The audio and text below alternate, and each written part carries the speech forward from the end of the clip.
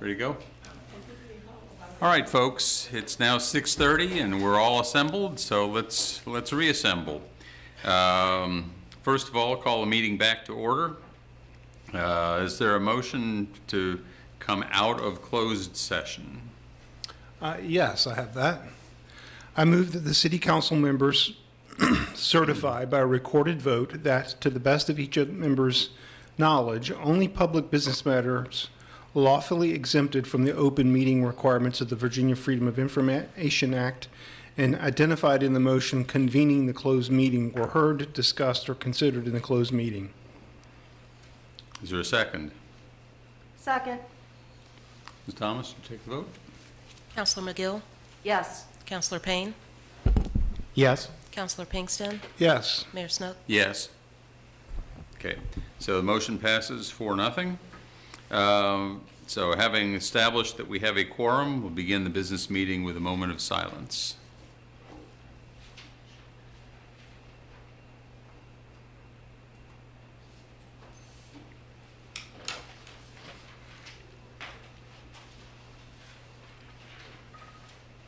Thank you. First item on, counselors, any announcements to make? Yes, I have one announcement.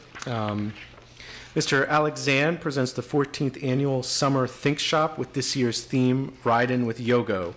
The purpose of this event is to provide a fun, educational, and positive experience for area children. The event will be at Burley Middle School, 901 Rose Hill Drive, Charlottesville, Virginia, Thursday, July 21st, 2022 at 10:30 a.m. to noon. The main highlight will be Enzo Mason, an 8-year-old entrepreneur whose company is Blue by Enzo.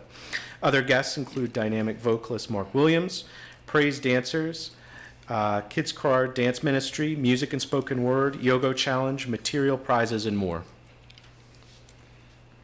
So, y'all come. Okay, thank you. Next, proclamations. We have one proclamation. This is in July, officially Parks and Recreation Month 2022. And whereas parks and recreation programs are an integral part of communities throughout this country, including the city of Charlottesville, and whereas our parks and recreation experiences are vitally important to establishing and maintaining the quality of life in our communities, ensuring the healthy lifestyle for all citizens, and contributing to the economic and environmental well-being of community and region.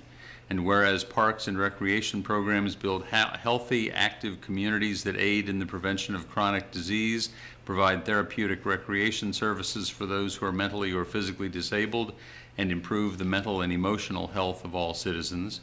And whereas parks and recreation programs increase a community's economic prosperity through increased property values, expansion of the local tax base, increased tourism, the attraction and retention of businesses, families, and retirees. And whereas Parks and Recreation is a leading provider of healthy meals, nutrition services, and education. And whereas Parks and Recreation areas are fundamental to the environmental well-being of our community, our parks and natural recreation areas ensure the ecological beauty of our community and provide new learning opportunities and memorable experiences for children and adults by connecting with nature and the outdoors. And whereas the U.S. House of Representatives has designated July as Parks and Recreation Month, and whereas the City of Charlottesville recognizes the benefits derived from parks and recreation resources, offering over 300 programs such as swim lessons, dance, gymnastics, day camps, nature programs, and athletics leagues with over 5,000 registered participants for the summer of 2022. And whereas special events in July include Sunday Sundowns on July 17th at Washington Park Shelter and Pool from 4 to 7, with free swim, free meals while they last, and music for the whole family. And Sounds of Summer on July 30th at Tonsler Park features the original Moonlighters Band and a free meal off the grill from 6 to 8 p.m. Now, therefore, be it resolved by the Council of the City of Charlottesville that July is recognized as Parks and Recreation Month in the City of Charlottesville, and residents and visitors are encouraged to participate in the range of activities that help to make Charlottesville a vibrant community. Signed and sealed this 18th day of July, 2022, Lloyd Snook, Mayor. And presenting this to a representative of the Parks and Rec Department. Summer on July 30th. Ah, there he is, appearing by video. Band of free meal off the grill. Here you go. Morning, Mayor. Good evening, Mayor Snook. By the Council of the City of Charlottesville, that July is recognized. Can you hear me, sir? Yes, we're getting, it sounds like a replay of what I was saying about 30 seconds or 45 seconds later, but.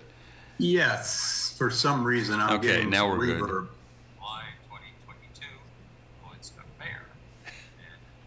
Anyway, I would just like to say thank you, Mayor Snook and Council. In honor of Parks and Recreation Month, I would like to thank you and members of Council for your help and support in providing parks and trails and recreation facilities and programs for our citizens and visitors of Charlottesville. yes, we're getting, it sounds like a replay of what I was saying about 30 seconds or 45 seconds later, but. For some reason, Okay, now well, we had this problem with one other person calling in a couple of weeks ago, and I'm not quite sure what the answer is, but clearly there's some sort of feedback loop that's being created.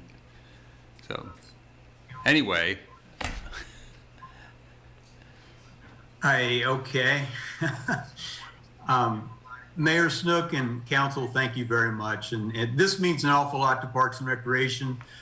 We offer essential services, essential parks and facilities, and I can't thank you enough for all of your support. So if you see someone in the park or our pools or our facilities with our brand, please thank them. They're working tirelessly. well, I appreciate all the work you've been doing, and hope you've been able to get back to having the pools fully staffed. Has that situation been solved yet? Not entirely, sir. We are probably 70% there, so we're still rotating Washington Park and Honesty, but we're working very hard. Well, I appreciate the effort. I know in the current marketplace is really tough. I appreciate that effort. So, thank you so much. Thank you, sir. Okay, next item on the agenda, is there a motion to approve appointments to boards and commissions? And we're not going to talk about the Planning Commission at this point. So, who's got that list? The list of the, I guess we only have one other, is that right? Yes. I'd move to appoint Andre Key to the Community Policy and Management Team. Is there a second to that nomination? Second. Any discussion? All in favor say aye. Aye. Aye. All opposed? Okay, Mr. Key is now appointed. We will come back to the Planning Commission later on.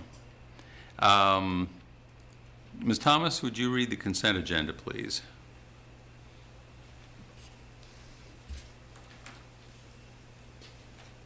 Just a moment, I had to do some adjusting there. Tell you, while you're doing that, let me put in a plug. We need more people applying for boards and commissions. We've got a couple of boards and commissions that are down a couple of people. Region 10 Community Services Board is one. The Charlottesville Redevelopment and Housing Authority is another. We've Historic Resources Committee, the Jefferson Area Community Criminal Justice Board, Jaunt, CACVB needs a representative from the tourism industry. You can go on the city's website, and if you go to boards and commissions and you click around long enough, you'll get to a place where you can apply for boards and commissions. If there's something there that is of interest to you, please apply. We have some spots that we really need to fill, and we haven't had enough volunteers. So, end of plug. Okay.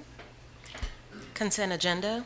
2, minutes, April 18th council meeting, May 2nd council meeting, May 16th council meeting, May 24th special meeting, June 6th council meeting.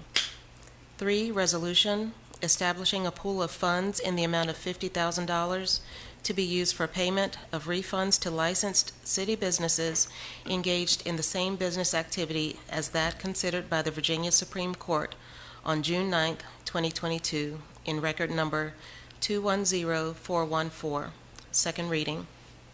4, resolution authorizing a refund of $8,132.19 to a taxpaying entity or business for business license tax paid in error for 2022, one of two readings. 5, resolution approving settlement of disputed real estate assessment, Omni Hotel, one of two readings. 6, resolution COVID Homelessness Emergency Response Program, Community Development Block Grant Amendment, $250,816, one of two readings. 7, resolution appropriating funds for the Virginia Department of Education Special Nutrition Program, Summer Food Service Program, $250,000, one of two readings. 8, resolution State Criminal Alien Assistance Program, SCAP, grant for 15 PBJA-20-RR-00381-SCAA for $4,748, one of two readings. And item number 9 was moved to the last item on action agendas for tonight. Right, thank you. Okay, we will now take public comment regarding items on the consent agenda that were just read by the deputy clerk, or by the clerk. Each speaker will have up to 3 minutes. In the Zoom webinar, you may select the raise hand option to be placed in the speaker queue. If you have joined by phone and wish to speak on the consent agenda, you can press *9. We'll alternate in-person and virtual speakers. If you were someone who signed up in advance, your time will come in a few minutes. It's not quite here yet. That's at the Community Matters section. This is simply if you want to speak on any of the items that were just read from the consent agenda. Is there anybody in the room here who wishes to speak on any of those matters? Seeing none, do we have anyone online who wishes to speak on any of those matters? Mayor Snook, I see no raised hands. All right. So we'll close this public hearing as to that and our public comment period. Is there a motion to adopt the consent agenda? So moved. Is there a second? Second. Any further questions or comments? Ms. Thomas, you take the vote. Counselor McGill? Yes. Counselor Payne? Yes. Counselor Pinkston? Yes. Mayor Snook? Yes. So that passes 4-0 to adopt the consent agenda. City Manager report. Mr. Rogers, would you like to present the report from the City Manager's office? Yes, sir. Mayor, Council, you have a written version of the report in your packet. Before I get into that, let me make an announcement. Several meetings back, there was a lot of commentary about the proposed move of the bus stop at, I just lost it. Crescent Hall, that's right. Crescent Hall, right. And we've studied that situation, worked with Kat and Director Garland and Sam Sanders, and a decision has been made. The bus stop will not be moved. The bus stop at Crescent Hall will not be moved. It will stay right there. So we're very pleased to make that announcement. In the city manager's report, I make note that I attended the Airport Authority meeting. I'm on that board representing the city, and I'm very pleased with my participation there. They run a good shop, and the last meeting we approved their annual budget. We're going to propose that we bring the Airport Authority to council for a 4 o'clock presentation at our August 1st meeting, so that you can learn even more about the operation.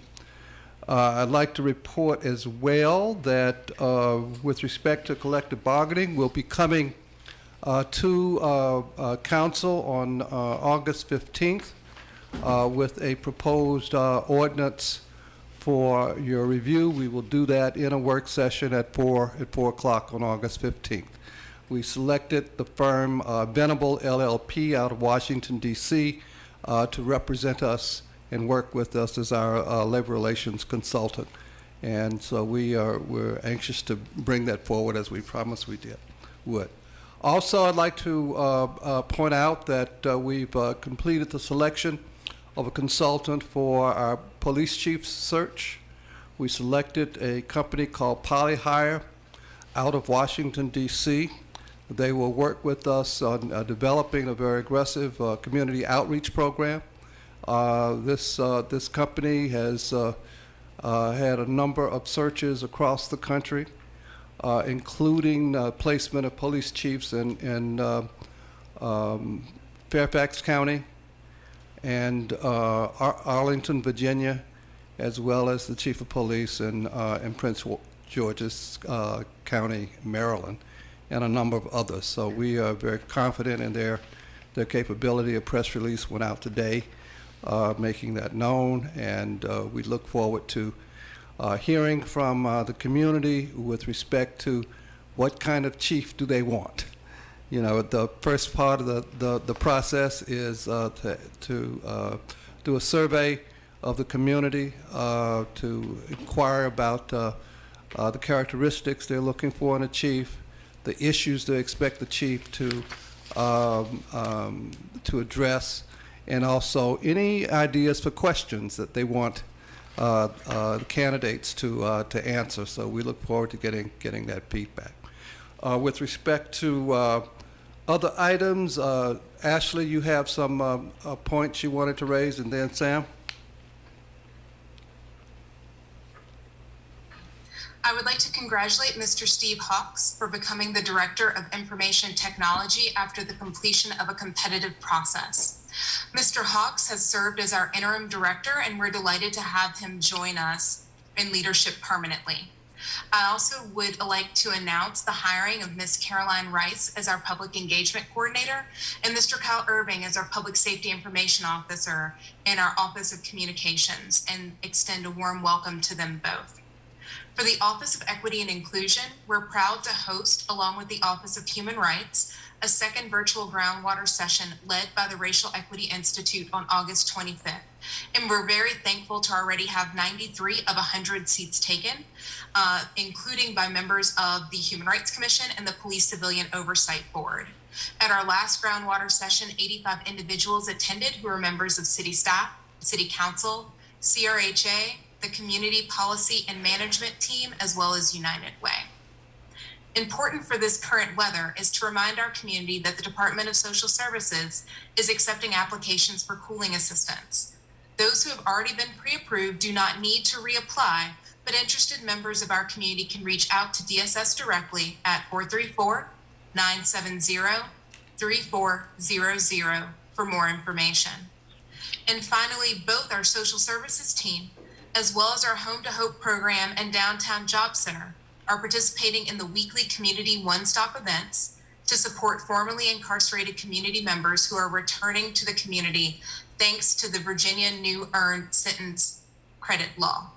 The shops are held weekly on Wednesday, and any of those three programs can provide more information. And outside of course, what is written and has been presented to council as well as the community, that ends my report, sir. Thank you very much. Sam, you had some items you wanted to raise up? Good evening, council and community members. Just wanted to go over a couple of things. First, for me, I also have some position announcements. We'll welcome Deputy Chief Michael Thomas, who joined the Charlottesville Fire Department in June. He's now responsible for the community risk reduction section of the fire department. Jonathan Dean has been named Public Service Manager, having previously served as management analyst in the department. And Tim Morris was recently promoted to Deputy Director of the Utilities Department. That is a step towards us designating a succession plan for each department for going forward. So we congratulate them and welcome them in their new capacities. David, I have a PowerPoint to share, so hope I have the ability to do so at this time. I'm going to move right into providing a general overview of a hot topic that's been on everyone's mind, and that is safe routes to schools. I want to give you a perspective from the city government in support of what the Charlottesville City Schools have been up to at this moment, trying to prepare for the new school year.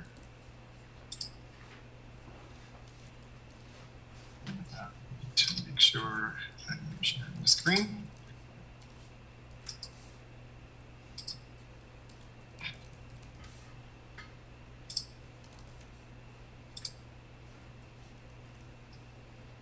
All right, so I trust that you all see the screen. Yep. Ultimately, I just wanted to walk you through a few things. First and foremost, just to share with the public that we hear your concerns, and we have definitely been working hard to try to make sure that we are working in collaboration with Charlottesville City Schools to solve the various issues that may result from 750 additional kids having to walk to school this year. We are remaining focused on CAT. The driver shortage has definitely made things very complicated for us. We've engaged our HR director and team to look at compensation schedules, and management is evaluating protocols for efficiency improvements as well. We also recently met with Albemarle County Public Schools to identify some opportunities for efficiencies, looking at special needs transports, as well as looking at crossing routes that may produce some opportunities as well. And then I've reached out to Jaunt asking for any driver sharing possibilities, looking at we won't be able to use their equipment because of the federal nature of the funds that they receive, but when drivers are not working for Jaunt, they might be able to drive for us. So we're looking to see if we can figure out a way to make that possible. In addition to our ongoing efforts to build up a more robust transportation planning and project execution within the city. But I wanted to really spend a little more time and just kind of share with the public what it is that we're doing. Looking at this from a four-pronged approach. Priority is that we see this as not just the Charlottesville City Schools problem. This belongs to all of us. We're working on planning at this moment. We're collaborating amongst departments, and the goal is to try to figure out what kinds of recommendations are quick and easy to implement, cost-effective, and definitely long-term effective. We're looking to capture proposals from neighborhood-led groups, hoping that we'll be able to deploy those groups in doing some of the work as well, since they have offered to do so, and to make sure that our goal of making sure that it's safe routes provided to kids to be able to get back and forth to school is definitely our number one priority. We're looking at this from a portfolio approach. Charlottesville City Schools have been identifying a priority list. We will put that list in motion as soon as we receive the final evidence of what it is that they think is most important for what we're working with. In addition to that, staff has been working collaboratively to try to identify out-of-the-box ideas as well as the more basic things that we know that we can do.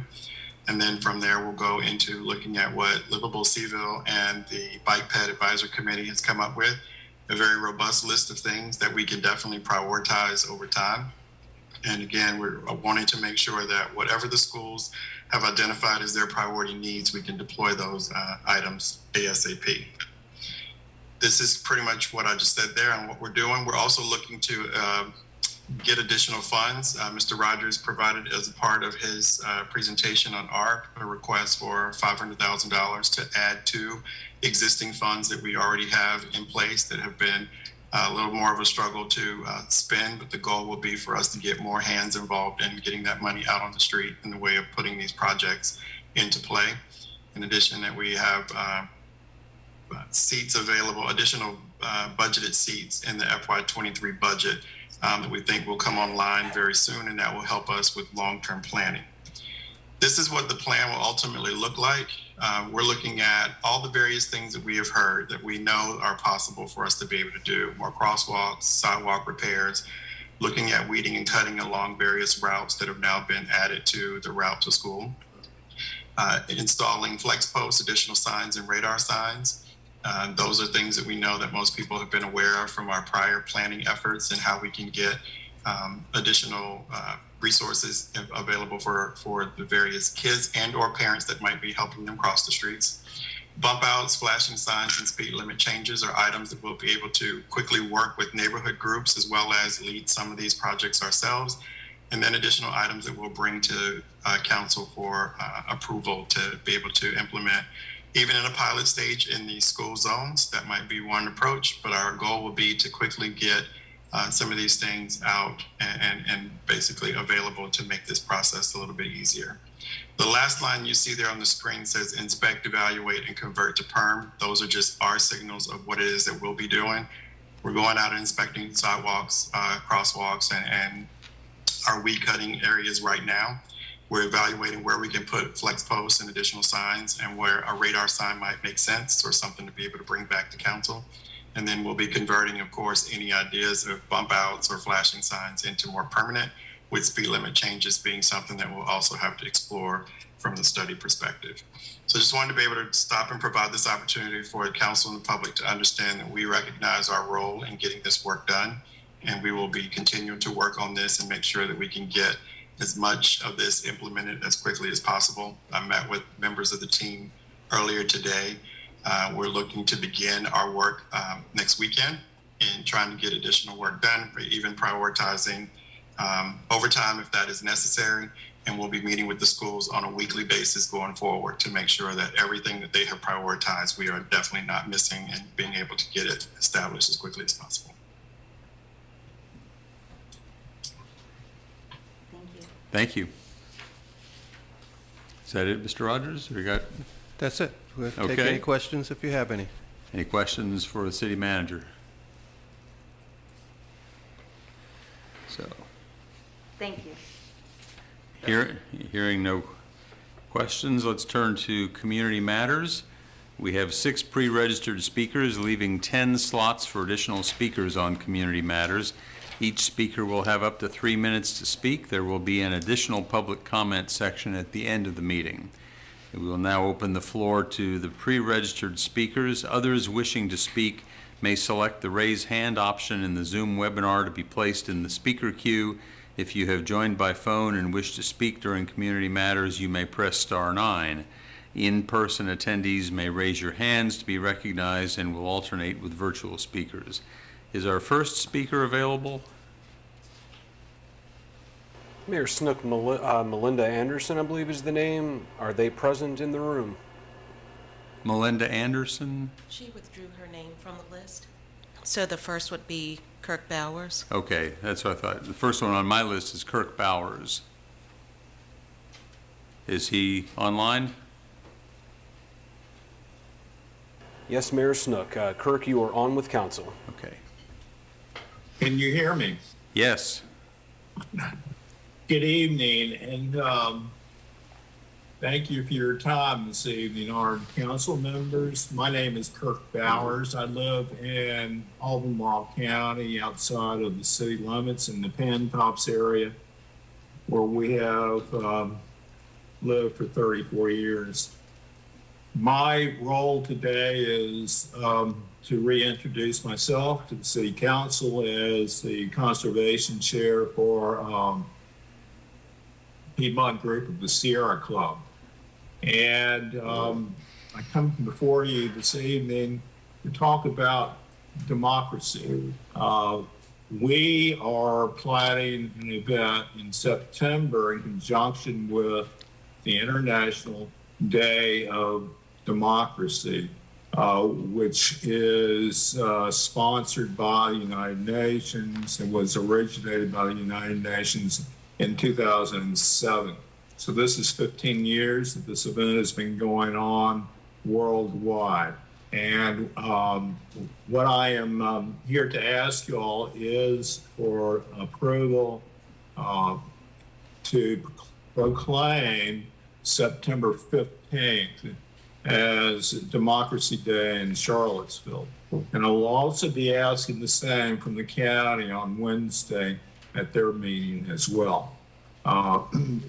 I represent not only the Sierra Club, but 7 or 8 other large groups and organizations in the local community, along with a collaborative effort from local institutions. And so I will be submitting a proclamation for you all to review in a couple of weeks. And what we're asking you to do is proclaim September 15th International or Democracy Day for Charlottesville, Virginia, in conjunction with the United Nations International Day of Democracy. We're doing this to celebrate, honor democracy in America, and to talk about democracy in America and some of the current issues that we are facing today. So that's it. I do have a question or two, if I may. Who do I submit the proclamation to for review, and how long would it take to approve this proclamation if you do so? I think if you wanted to send it simply to council@charlottesville.gov, we would get it, and I'm not going to make a promise about a particular number of days, but certainly if you got it to us in the next few weeks, there would be plenty of time to get it done in the time frame that you're talking about. Okay, well, that would be greatly appreciated. I thank you for your time and have a great evening. Thank you, so Mr. much. Bowers.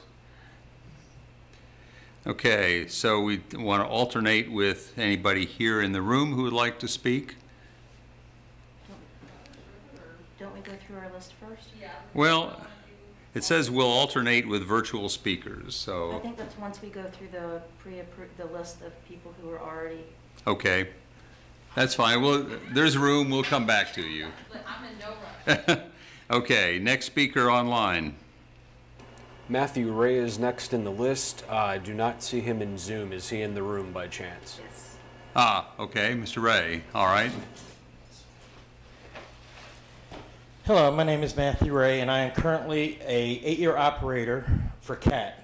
I'm here today to comment on the need for a strong collective bargaining agreement that will guarantee a seat at the table for employees of the city today as well as in the future. As an example for the need for strong ordinance, we have long had a pay compaction at CAT. The city has raised the starting pay several times over the years, but hasn't adjusted the pay for our veteran operators, many of whom have worked for 10, 20, and 30 years until here recently. We have had only 2 operators make over $20 an hour, and none close to the top, which is 27 and some change. Recently, we've lost several operators due to retirement after 20 to 30 years of service. The city, 20 years of service to the city, and at or below $20 an hour, which greatly affects them in retirement. We currently have returning retirees that come back come back to work at starting wage, meaning they're coming back at $18 an hour. Many aren't returning because of that. Mary Pettis right here is one. And it's quite kind of disrespectful wage to ask someone that's been here 20 years to return to work and do something into their retirement that is at that wage. Basically trainer's wage. We've got trainers making that. Another example of the need for a strong ordinance is our grievance policy.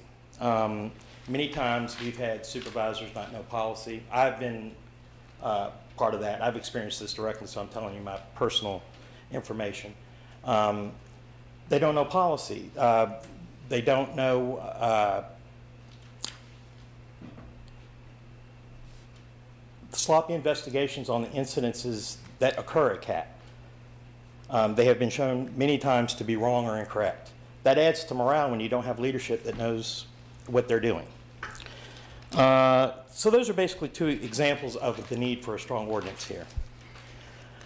I'll also say that lastly is we need the use of the CAT facility up at Transit. We currently work 6 days a week. Many of us are working overtime. Many of us have other jobs. The CAT facility is convenient. It's where everybody knows how to get to. Parking is ample. So that's definitely a need, that we definitely need to have access to the building. We recently had access to the city space, which I don't see a difference between city space and our Avon Street offices. But, so I don't see the difference there. And I know that there's no rule or law that prohibits this. I mean, the city can say, we can use this. So, thank you for that. Thank you, Mr. Ray. So, Ms. Pettis?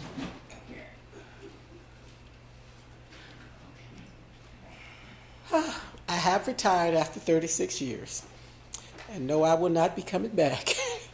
I do feel that we need collective bargaining because I worked almost 37 years for the city, and what I retired at, I can't live off of, so I'm going to have to work somewhere else. And the time that I was there, I had 2 additional jobs. So, and I'm here because the union and having bargaining rights is not going to help me. But I know it will help these drivers that are coming in, and it will help us keep drivers and even school bus drivers, because I did that too for 13 years. Okay, so, and they need 40 hours and they need it year round because people don't just live during the winter. So collective bargaining or union would be able to address all of that and speak for us and help us get the things that are needed. And I know when it don't affect you, you don't think about it. But since it affected me, I think about it a lot. So I want the people coming after me. I like CAT. I enjoyed working there. And I want the people that are coming in to have that experience that I had and come to work. Don't not come because of something that's bothering you at work. So if they had a strong union, they could address those things. No workplace is perfect, but you can make it better. And sometimes you need somebody that you can go to that is going to be on your side, that is going to speak for your needs.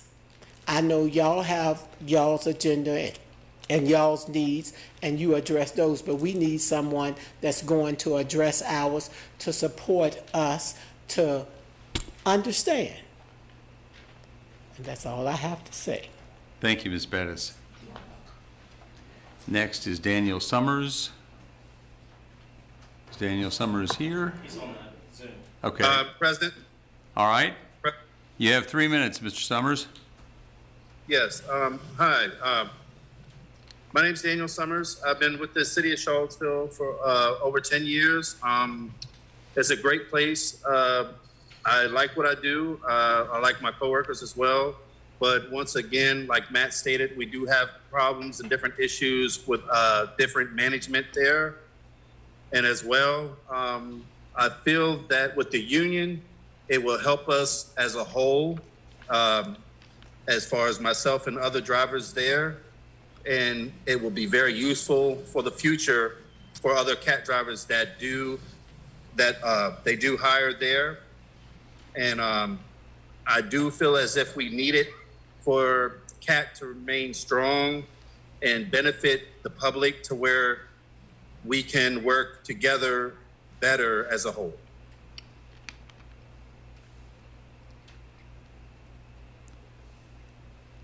Thank you, Mr. Summers. Are you finished? Yes, sir. Okay. Yes, sir. Thank you. Didn't want to cut you off if you had more to say. No problem. Okay. Next speaker is Carol Thorpe. Ms. Thorpe, are you with us?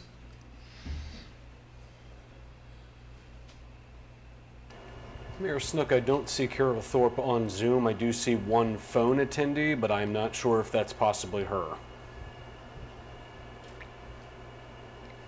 Has that phone attendee raised a hand? They have not. Okay.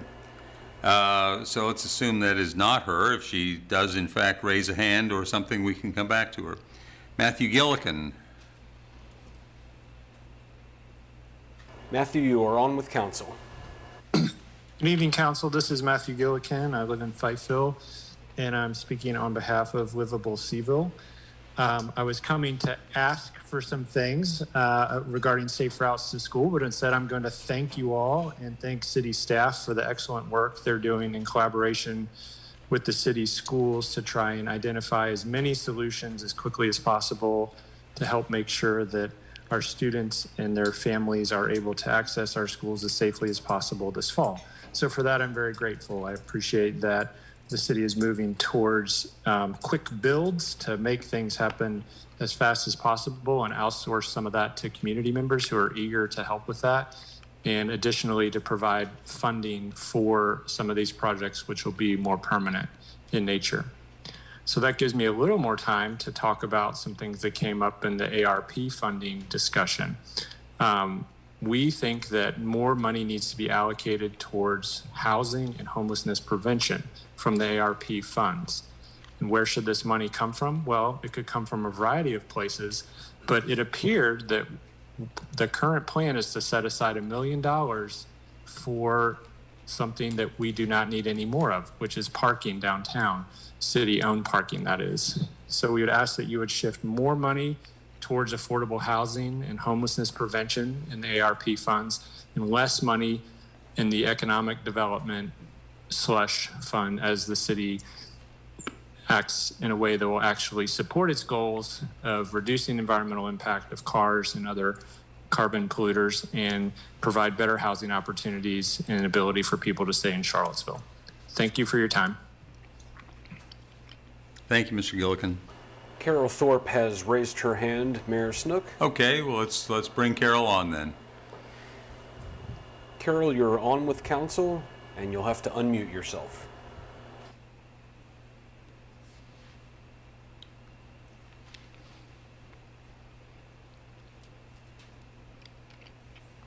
Have I unmuted?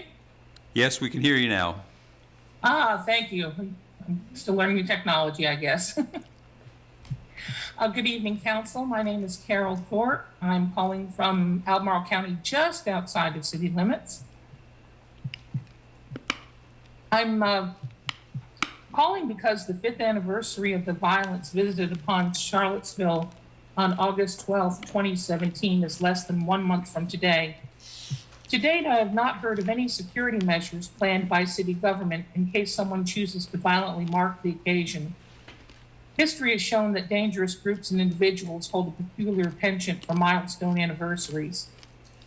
While the Confederate war monuments of Robert E. Lee and Stonewall Jackson have been removed from city parks, it would be foolish to rely upon their absence as a lack of motivation for would-be assailants to target Charlottesville. On the contrary, it may motivate retaliation. As the elected heads of city government, you have a primary duty to ensure the safety of its citizens. In my opinion, a competent and responsible government would already have safety plans in place, but it appears that yours does not.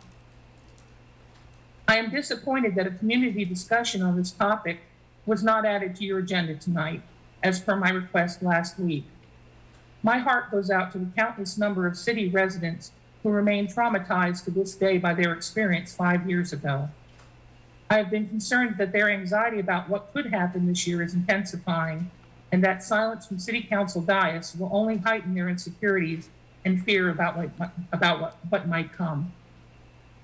In an email that I received early this morning from Mayor Snook, and thank you, Mayor, for that, he stated that intelligence comes mainly through state police, that he had not received any information from our police department or the city manager, but that he would inquire. To me, this indicates that City Council itself has not been proactive about security. In the same letter, Mayor Snook admitted, while speaking as to why in part the city was not supporting the Unity Days event this year, quote, "We know that with our police force under strength, we would not be able to handle security for anything major," unquote. I realize the Charlottesville Police Department is understaffed, but this is a stunning admission. If this is true, I would have expected City Council to have already reached out to state law enforcement to discuss security deficiencies and proactive possibilities well in advance of the August 12th anniversary. In conclusion, I urge you to make whatever plans you can in the next 3 weeks, so you will not be caught completely off guard if, God forbid, something violent should occur. While I certainly don't expect you to share detailed information with the public, you owe it to all of us to show security is on your radar and of the highest priority. I thank you for your time and attention. Thank you, Ms. Thorpe. So that goes through our reserved community matters. We have someone rising from the seats.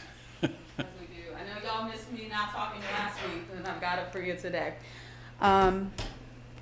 Hello, my name is Shelby Marie Edwards. I use she, her, and hers, and I'm the Executive Director of the Charlottesville Public Housing Association of Residents, also known as FAR. I'm a product of the Charlottesville Public City School System and a Charlottesville native.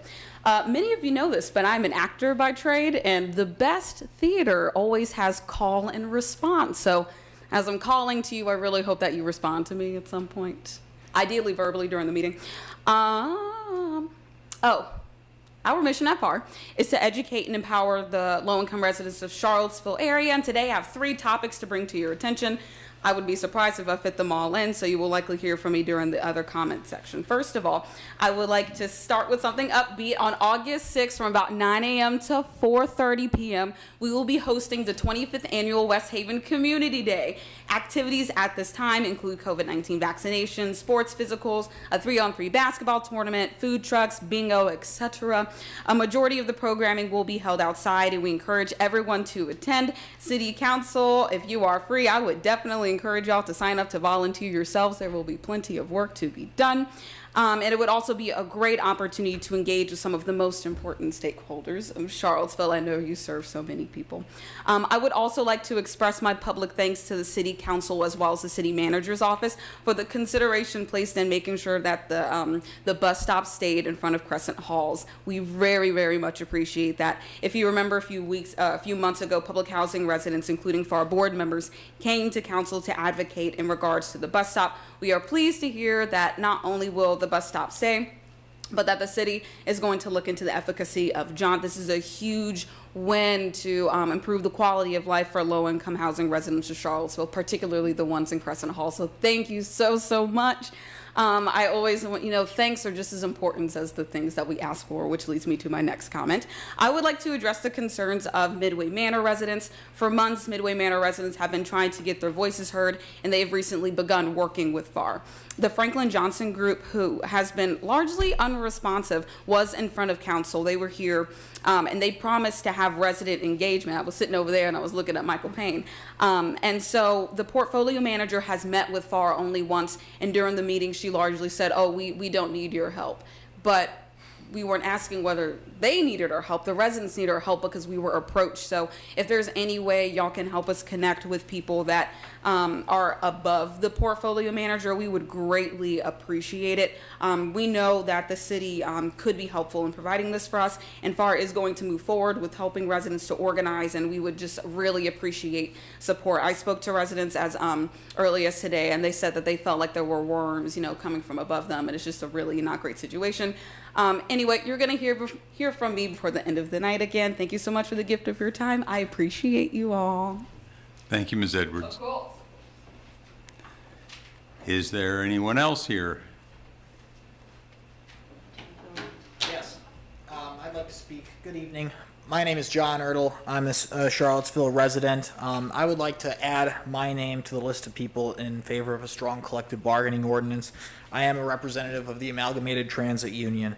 We have heard for months about the dire shortage of school bus operators. This is a problem that's only getting worse, and I believe we could solve these problems if we had a strong collective bargaining ordinance.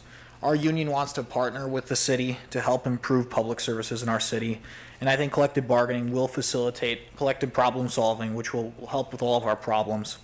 We also remain eager to help in the process of reaching a good collective bargaining ordinance.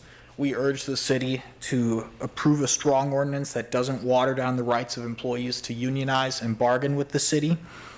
Charlottesville's workers deserve what the workers in other Virginia localities have with their collective bargaining ordinances. Additionally, I just wanted to echo what Brother Ray said earlier. We would really like the ability to be able to use the CAT facility on Avon Street for a union meeting. We respectfully request your consideration for this. And I'll conclude by saying that city transportation employees are essential workers, and therefore we urge you to honor their commitment to the city with a strong ordinance and also give them the ability to hold a union meeting at the job. Thank you very much for your time. Thank you, Mr. Ertl. Is there anybody online who wishes to speak? Mayor Snook, Katrina Turner is our next raised hand. All right. Katrina, you are on with council. Katrina Turner. I want to speak to Mr. Rogers. I spoke to last city council, not just myself, but another gentleman spoke about the employees who attended the insurrection. We took a picture with Alex Jones. Why wasn't there any mention of you all investigating if this happened? This man was accused of brandishing a firearm at a woman. Was any of this investigated? I also spoke about me hearing that there were 21 officers in January of 2021 who went on leave or whatever from the 5th to the 7th of January. I'd like to know if you did any investigation into that. And if so, even if you haven't, why did you not even mention that you're investigating it, or are you investigating? This really makes no sense that we hear that there's someone on the payroll who attended the insurrection, but you all are not giving us any answers as to if this man is still employed, or are you even going to do anything about it? And also, Unity Day. I understand you said that you don't have enough police to handle anything major.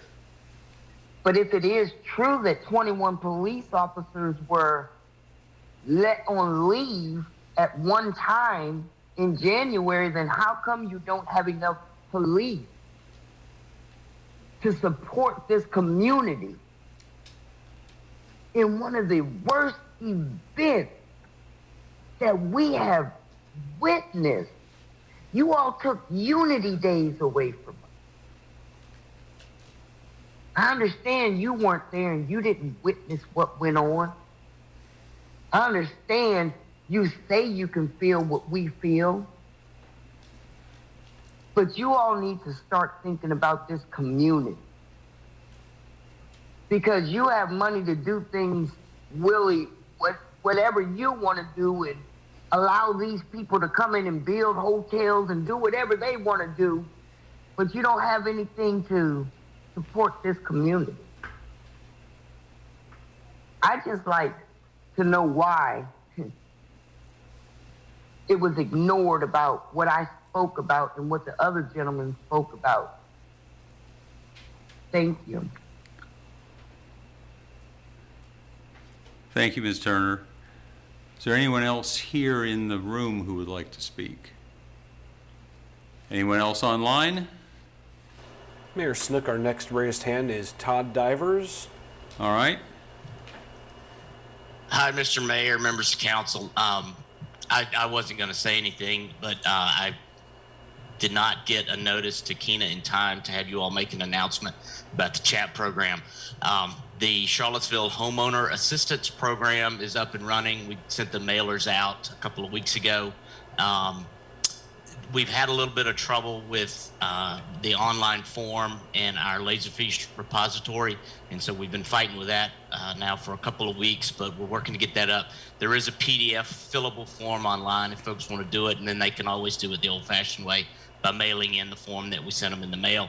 I just wanted to get a shout out and let folks hear that during council that the chat program is up and running. If you have any questions, give us a shout, 970-3160. I don't know if this was the appropriate time to say that. When's the deadline for that? 970-3160. That's our main line for Commissioner Revenue. Is there a deadline? I'm sorry? Is there a deadline? September 1st. Okay. And again, you know, I apologize to folks. I appreciate their patience on the online form. We've been fighting with some technical issues with some of the changes this year, but we'll get it up and going. Thank you, Mr. Divers. Thank you all. Anybody else online? Mayor Snook, we have Tanisha Hudson next. All right. Tanisha, you are on with council. So first and foremost, I just want to point out, can you all hear me okay? Yes. Lloyd, you gave me a totally different response than you gave Carol Thorpe. Very unprofessional, very unprofessional. And then on top of that, for you all to keep screaming you don't have enough police staff, unacceptable, because you've been hiring police out of the area, out of the district to come and work the weekend. So we've had Henrico Police, Richmond Police, the Virginia State Police. That's unacceptable. Y'all making up any excuse at this point to just simply not have Unity Days. And then you said, Lloyd, and I quote, you said in the DTM that you champion other city officials and that they weren't down with it. Well, Michael, I spoke to you downtown on the mall, sitting right outside of Mud House, and you said you supported something happening for Unity Days and that you all were going to meet and talk about it. So does Lloyd speak for everybody? Cena, your husband was literally out there. Your husband was out there the entire weekend or whatever. At least he went on a Twitter rant about it for a very long time about August the 12th. How dare y'all do this to Charlottesville? How dare you? And Ashley Marshall, if your job is about equity, you should focus on why raises aren't being distributed equitably in the city, between the city employees. Why did police get a raise? Fire didn't get a raise, whether it was a step increase raise or whatever type of raise that they got. You gave the police a raise. Fire didn't get it. Nobody else got it. CAT didn't get it. Here you have your bus driver screaming they need more money, and you're only giving one department a step increase. You should focus on equity within the city, Ashley, instead of helping and assisting with wrongful terminations. The same goes for you, Mr. Sanders. Also, Ashley, what was you telling Todd Niemeyer to be cautious with what you write down for? Why was you telling him that? What exactly are you trying to hide and cover up? Was it perhaps Brackney's termination? Because she was wrongfully terminated. City Manager Rogers, I don't know if you're under a gag order along with everybody else, but the fact that y'all take y'all time to respond to emails is absolutely unprofessional. So, Mr. Rogers, I suggest that you get on your assistant city managers and let them know that they should respond to my emails when they're copied in them, because they have not been responding. If you're under a gag order because of Lisa Robertson, then say that. Say that's why you all are not responding to me. I mean, this is just crazy that you all died for people to be pushed off of council and be, new officials to be elected in, for you all to completely remove transparency from this city government. It's crazy. It's absolutely crazy. Thank you, Ms. Hudson. And then you all sit there and don't even want to respond via email. Thank you, Ms. Hudson. It's been 3 minutes. Disrespectful. Have a good one, Lloyd, with your smart ass. Is there another speaker? Mayor Snook, Chris Meyer has his hand raised. All right, Mr. Meyer.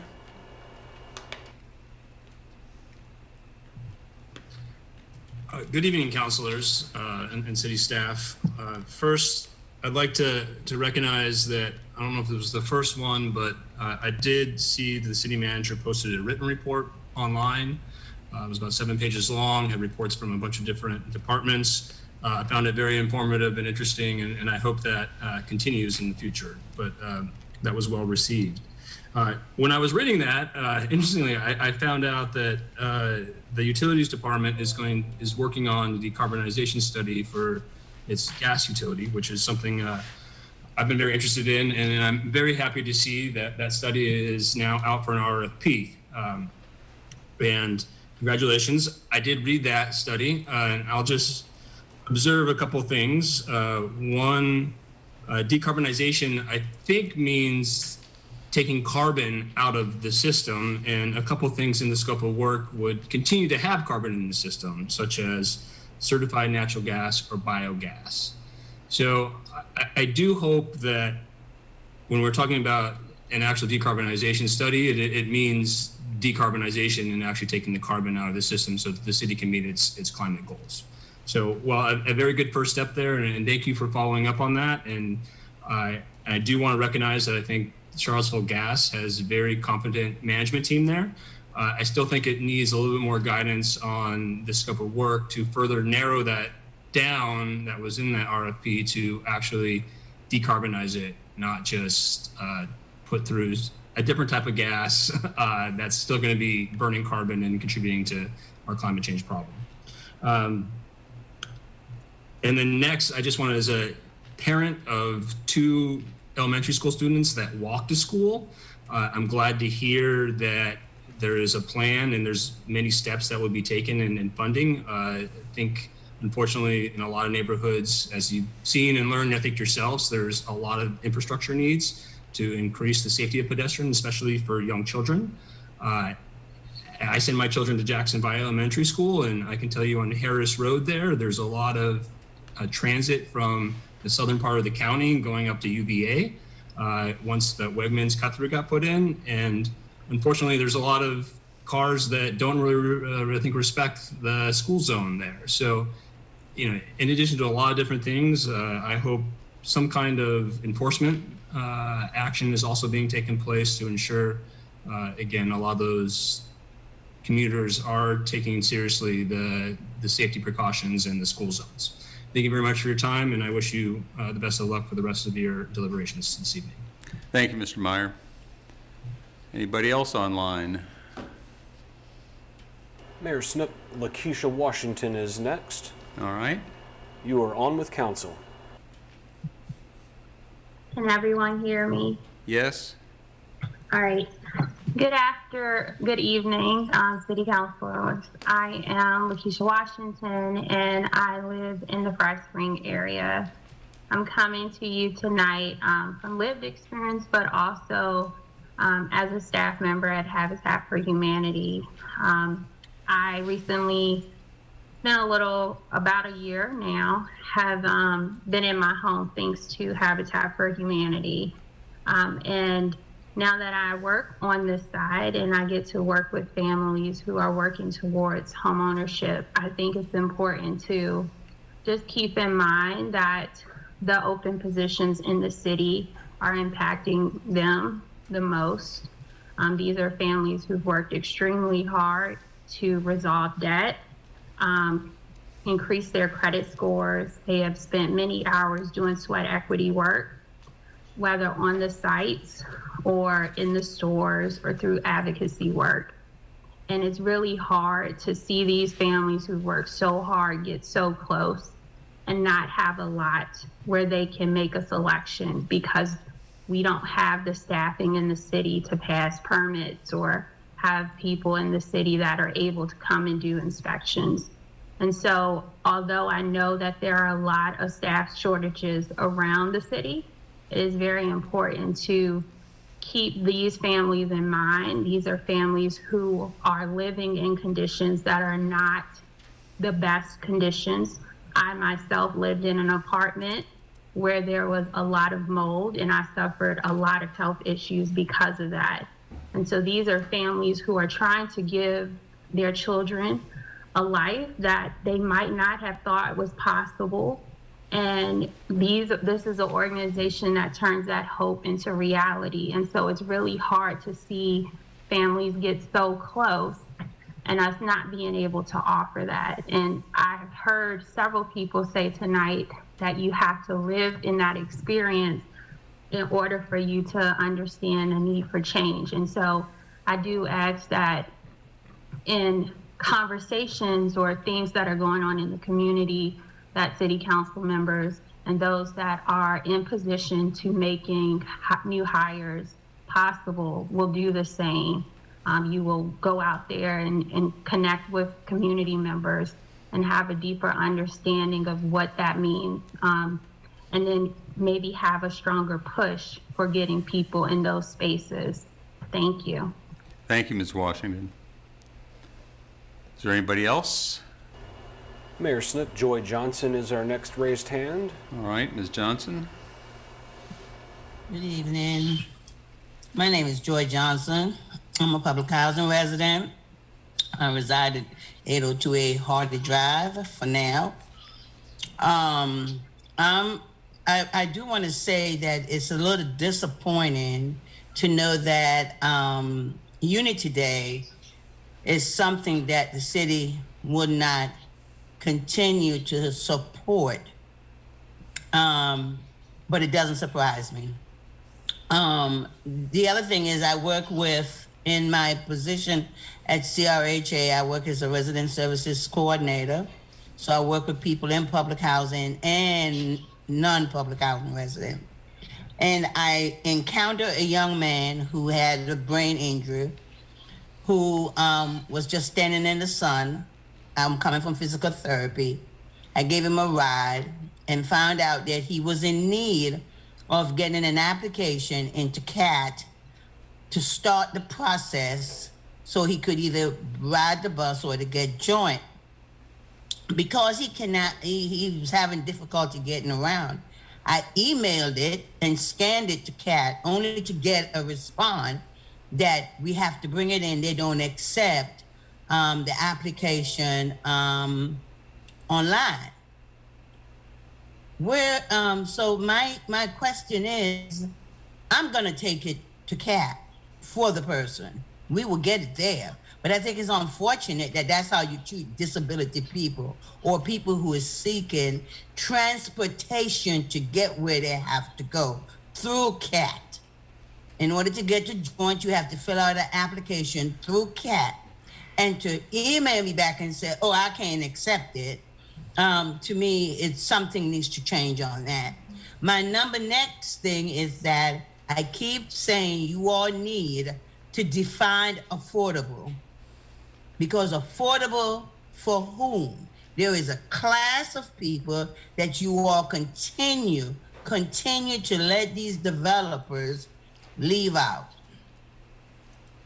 I will say it again, and then my pet peeve with all of you, is that we come on here to voice our opinion, and we don't get a response. That is so disrespectful. So I struggle to come on here and say what I have to say. But when I found out that CAT was an issue on here, I wanted to also show you how they treat people, disability people or people in general. You have to make it easy for people to be able to get the services that the city is trying to provide to them. Again, you need to define affordability. You cannot continue. And I can't share it because I know my time is running out, but I'll come back and share. University Heights, I'm trying to help someone find an apartment. They have all of these things that disqualify you. But when you're not disqualified, if the rent is $1,000, they want you to make 3 times the amount of what the rent is. You all need to look into what is going on. These landlords, as John just run rapid in the city of Charlottesville, and people who are struggling to find a place, can't find a place to live. Anyway, again, define affordable. Respond to us. We don't come on here because we want to be in the theater. We come on here because we have issues that you all need to solve. Thank you. And you will hear from me on the other. You know what I'm saying. Goodbye. Thank you, Ms. Johnson. Anyone else? Our next speaker is Nancy Carpenter. Nancy, you're on with council. Thank you for this evening and the ability to address you. I hope that my mic works well. I'm having a little internet issue. Earlier tonight, there was a presentation and had a slide that said, "We hear you." And I'm listening to everybody's comment, and I'm wondering if that really is a value that city government is vested in. You know, I certainly support what Ms. Johnson said, what Ms. Washington said, what Ms. Edwards said, what Mr. Gillikin said in reference to some of the needs in aspects of housing. I also, read some of what you deliberated on at your earlier meeting about this ARP money, and I know that a few weeks ago I came on and said, what are your priorities? And as long as incomes stagnate in this society, and as long as corporate greed increases, we're going to have people on the edge. And one of the things that we talked about is the looking into creating some seed money or some ideas about a low barrier shelter for folks that do not come into any type of shelter and stay outside because they are grappling with a lot of issues when it comes to substance use. We also have a lot of families that are feeling the stresses and strains because one of the things I see, as long as this pandemic is going along and it doesn't become endemic, which I never wanted to see, that families and individuals are going to be stressed about income. and also the questions about what developers do and what is affordable. You know, you have some art money there, quite a bit. It could make such an impact when it comes to creating housing for people, getting these building permits, you know, and things addressed and assessed so that these families can get into their housing. There's a lot of things that I think you can do that have been mentioned tonight, but the question is, do you hear us? Thank you. Thank you, Ms. Carpenter. Anyone else?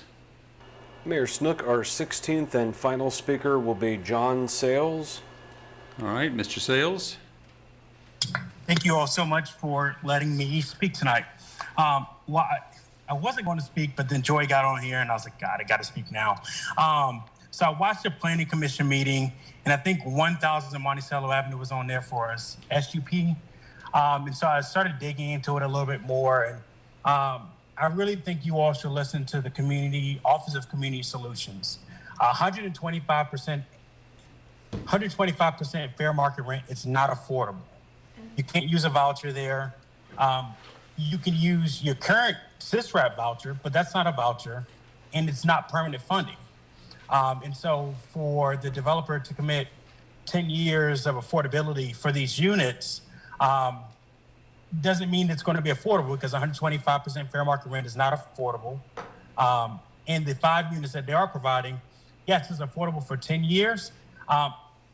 The city needs a lot more. 10 years is not a long time. And if you do it in 10 years, those are 10 units that you're going to lose. I mean, those are 5 units that you're going to lose in 10 years. And the city needs to be prepared to have something in place to either continue those units being affordable by putting an incentive there for the landowner, or having something in the pipeline that's going to replace those units. And I also want to point out that the income limits just changed again. The average income for a 4-member household now is $112,000 almost for the city of Charlottesville. And so when you really start talking about building units only at 80% affordable, 9 times out of 10, a majority of the staff that work for the city can't afford those units still.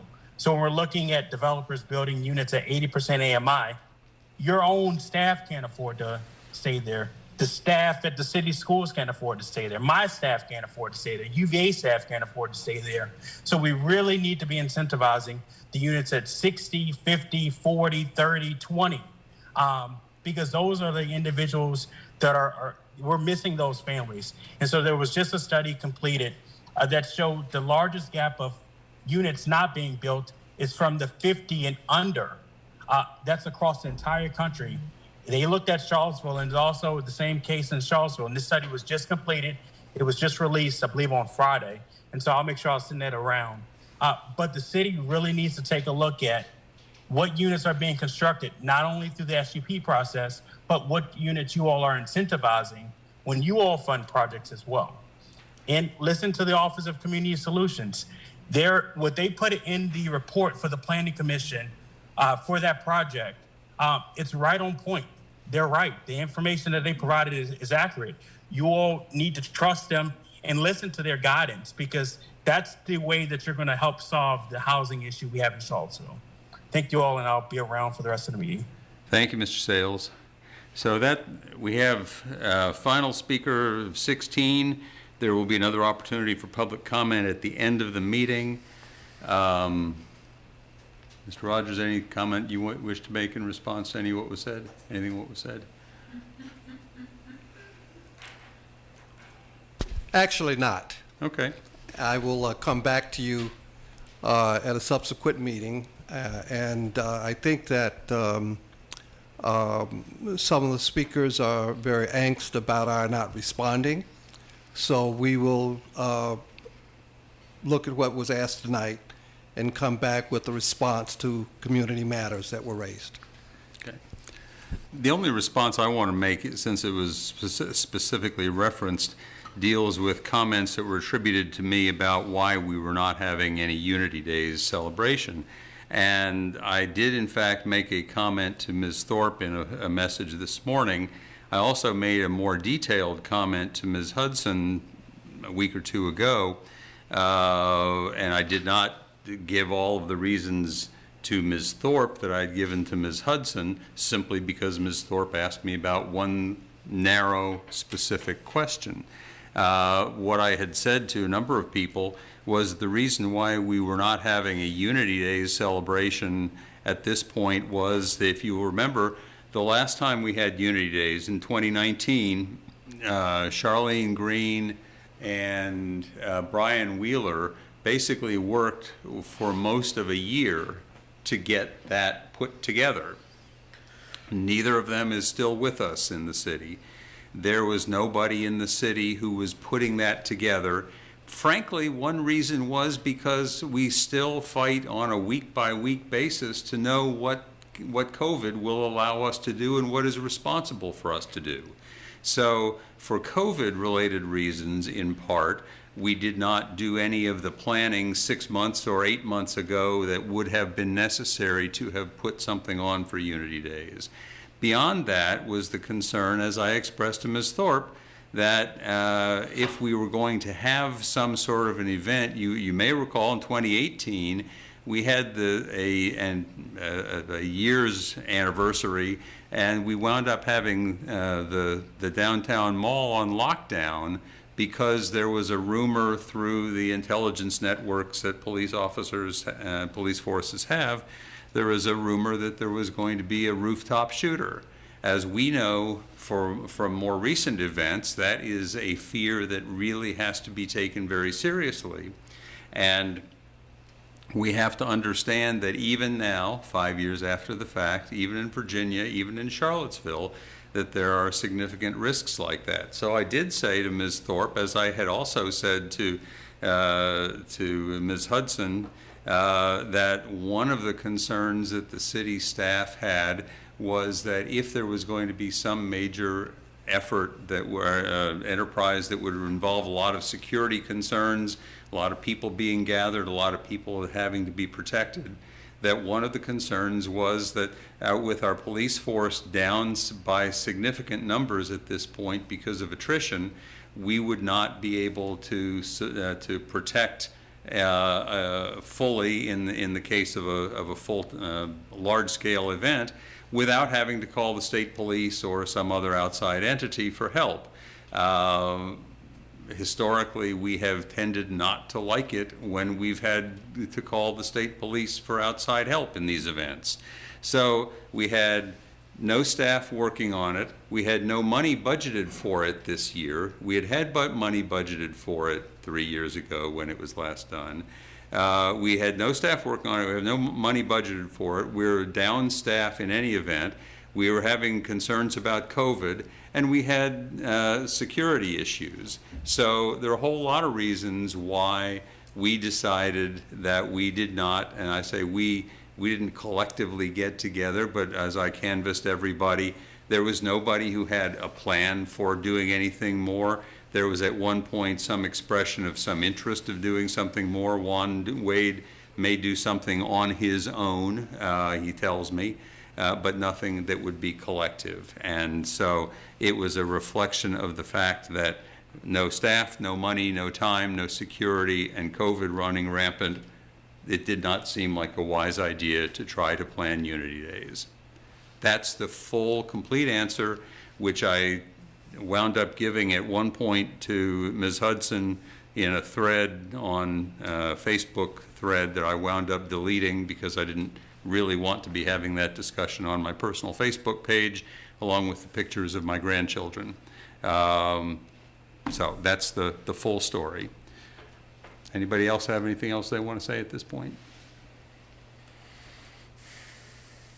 Hearing nothing else, let's move on to the action items. Public hearing, plastic bag tax. This is there will be a public hearing when this comes up for the second reading is how I'm reading this. And I'll tell you one of the reasons is because it's still a work in process at this point, and we're not ready for a final version of it. But if, and we've heard some comments certainly received many emails and comments over the weeks, months about the plastic bag tax, and there will be an opportunity for that public hearing later on. Mr. Sanders, are you presenting this? I am ready now. I will share my screen and walk you through a few slides to discuss this item.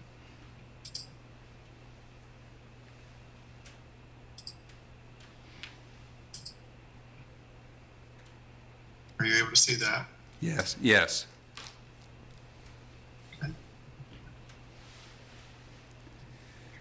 Get it to display correctly.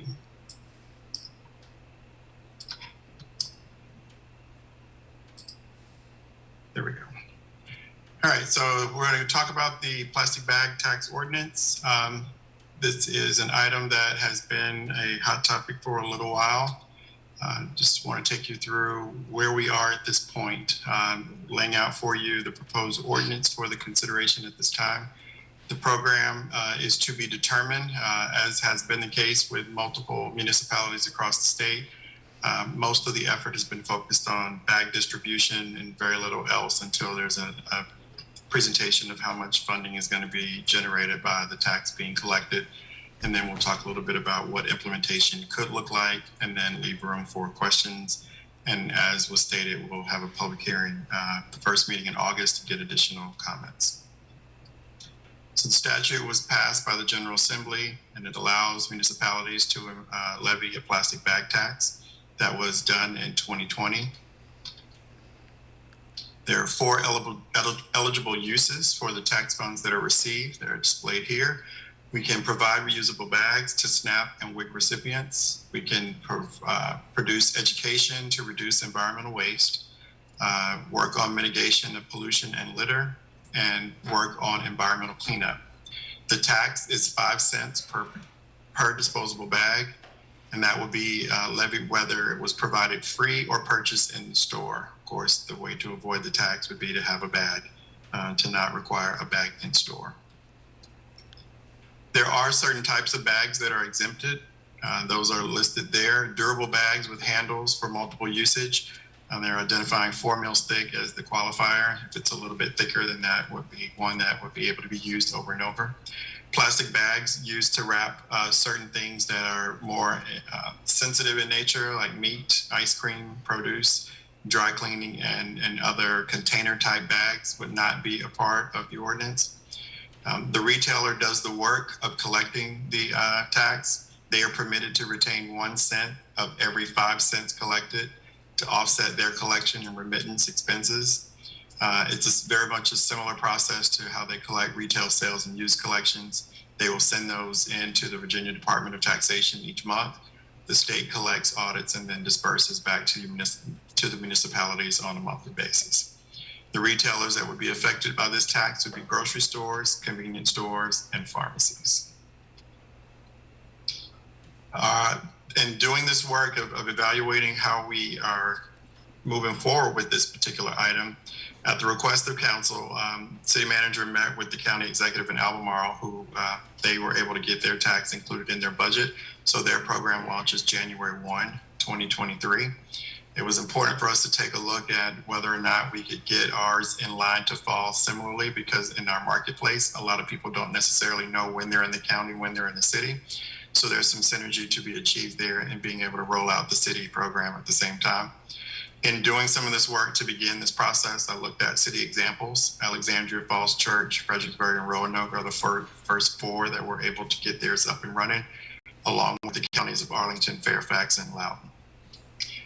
All of the programs so far have been focused on bag distribution. The goal there, of course, to mitigate impact to lower income households. So one of the things that we would need to be looking at is, as each of these communities has done, is to identify what type of bag, how many bags we're going to distribute, get those bags into the hands of those individuals, where that additional 5 cents each visit for all the items that they would be acquiring adds up over time. So we want to make sure that we're making an equity investment in the rollout of this particular tax.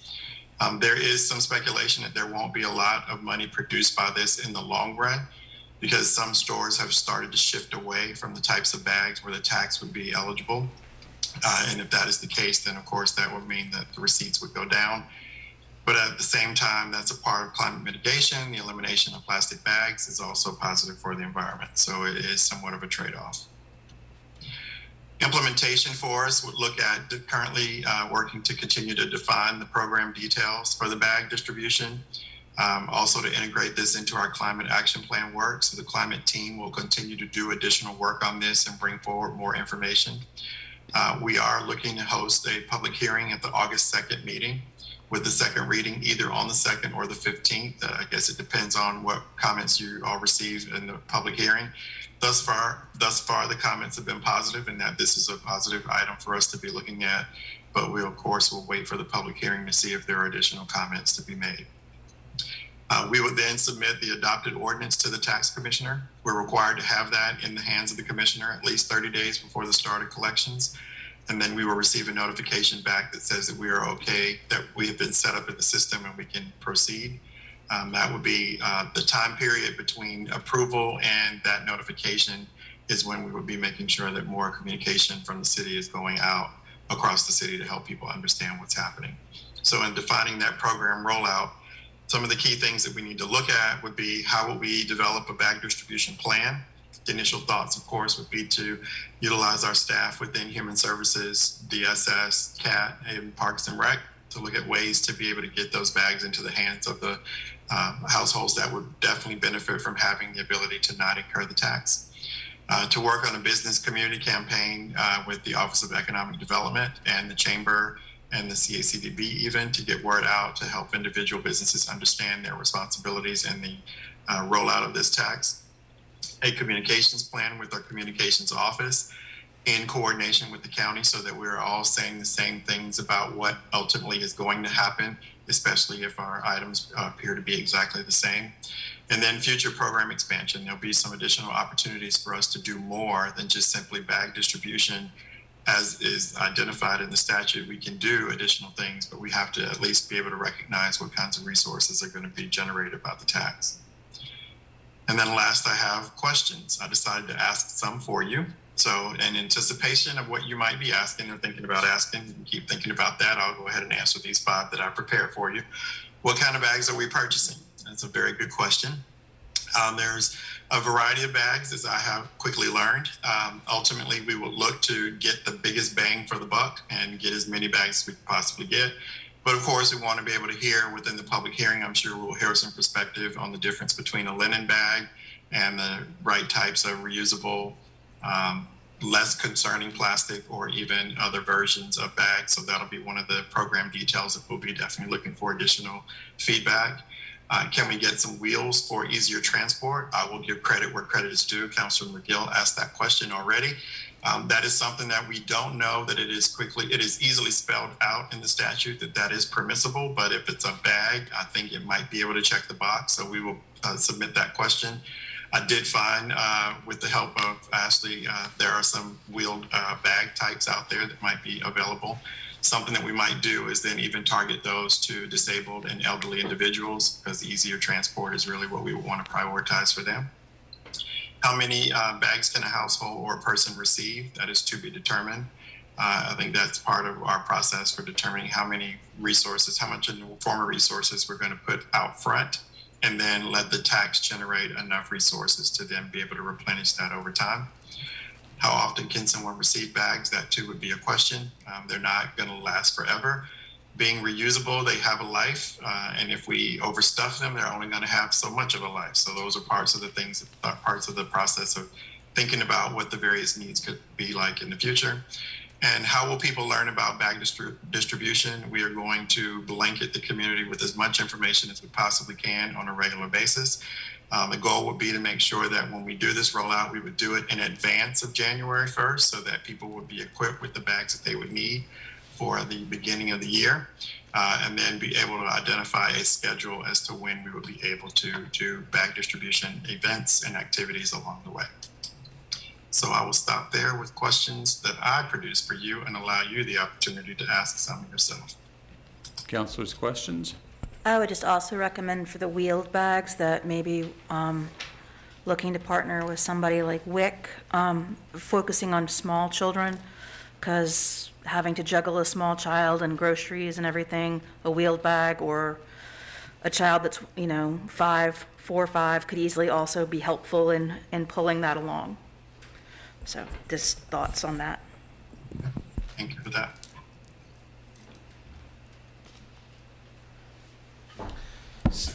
Just one question. So are we anticipating that ours will roll out the same time as Albemarle County, or is that determined not to be feasible? We are on track for that to be possible. I think if you all are satisfied with the comments of the public hearing, being able to capture or falling in line with what the basic ordinance is that we are preparing, we should be able to meet the deadline to get our tax in place for January 1 implementation. And right now, it's very similar in that it's just the levying of the tax focused on bag distribution at this time. Okay. So this was a very good presentation.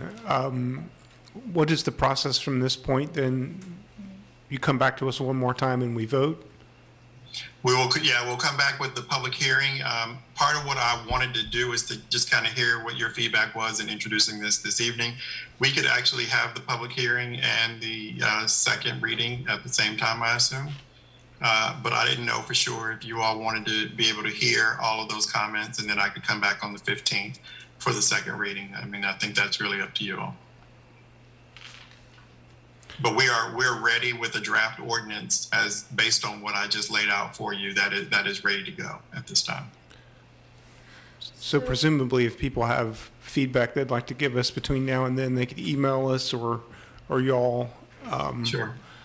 To me, this seems pretty non-controversial. It seems like a win-win type thing, but maybe I'm missing something. Well, my initial reaction is that there are probably going to turn out to be logistical difficulties that we're not yet seeing. So I think it's a good idea, and it's an effort we should be undertaking. And if we approve it earlier rather than later, it'll give us more opportunity to deal with whatever gremlins may appear. Sure. I do think we really ought to be trying to make sure that we're basically in lockstep with the county on this. Number one, because it would allow for public service announcements and so on to go out and not get worried about are we talking about a city grocery store or a county grocery store or anything like that. I think it vastly increases the likelihood that the message will get out, and will get out clearly if we can do it at the same time as they are. So if it does no violence to your workflow to try to put this on for a decision on August 15th, is that what you're suggesting, Mr. Sanders? For the second, we'll be For ready. the second, okay. I think that would be a good idea to try to do it sooner rather than later. Well, and if there comes up in public comment on the second, something that we decide that we need to delay further, we can delay then to the 15th. Sure. And the meeting is August 1st, not 2nd. I'm sorry, yeah, it's the first. Okay, so you're thinking put the public hearing on for August 1st? And the vote. And the And the vote, second reading and- if it goes okay Yeah. and no glitches, or is that okay with you, Mr. Sanders? That does work. All right. See you in 2 weeks. All right, thank you. I want to say publicly to thank Councilman Pinkston. We were planning to bring this back in December, and he hit me up and said, doesn't it make sense to follow the county? And I talked with Jeff Richardson, and we both agreed that we could work on this together. So I appreciate that suggestion. Sure. Thank you for the work. And so we have agreement at this point. This is the first of our 2 readings. We'll pass it on to August 1st for the second reading, public hearing, and presumably a vote if we're comfortable with it. Okay, great. Yeah, the one thing I will say about this is it's interesting sometimes the things we get feedback on and how much. And the plastic bag tax, since I've been on council, has to be one of the things that's been the most emailed about. And I'm excited to see how it all works out. I think it's very promising. Yeah. I've got my canvas bag in the back of my car. I just got to remember to take it out and use it. There you go. Yes. Okay, second item, action item, is a request for vacation of unaccepted right-of-way for Oak Street at 321 6th Street. Ms. Robertson? Good evening. This is a matter that was originally scheduled to come before you at your last meeting, and we realized that we had incorrectly described the nature of a utility line that is located within the area that is proposed to be vacated. There is an existing service line, utility service line to one of the homes that adjoins the right-of-way. And the city would not itself need an easement for that line, but it is staff's recommendation that if city council is interested in vacating the portion of the alley that is the subject of this application, that the vacation should be subject to an easement in favor of the owner of 313 6th Street Southwest, so that in the future, after the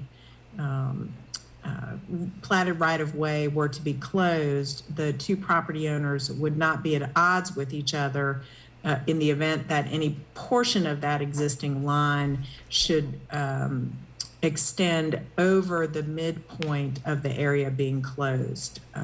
So as some of you may be aware, when City Council takes action to vacate this type of right-of-way, title reverts or is restored to the owners of the adjoining property to the center line of the area that's vacated.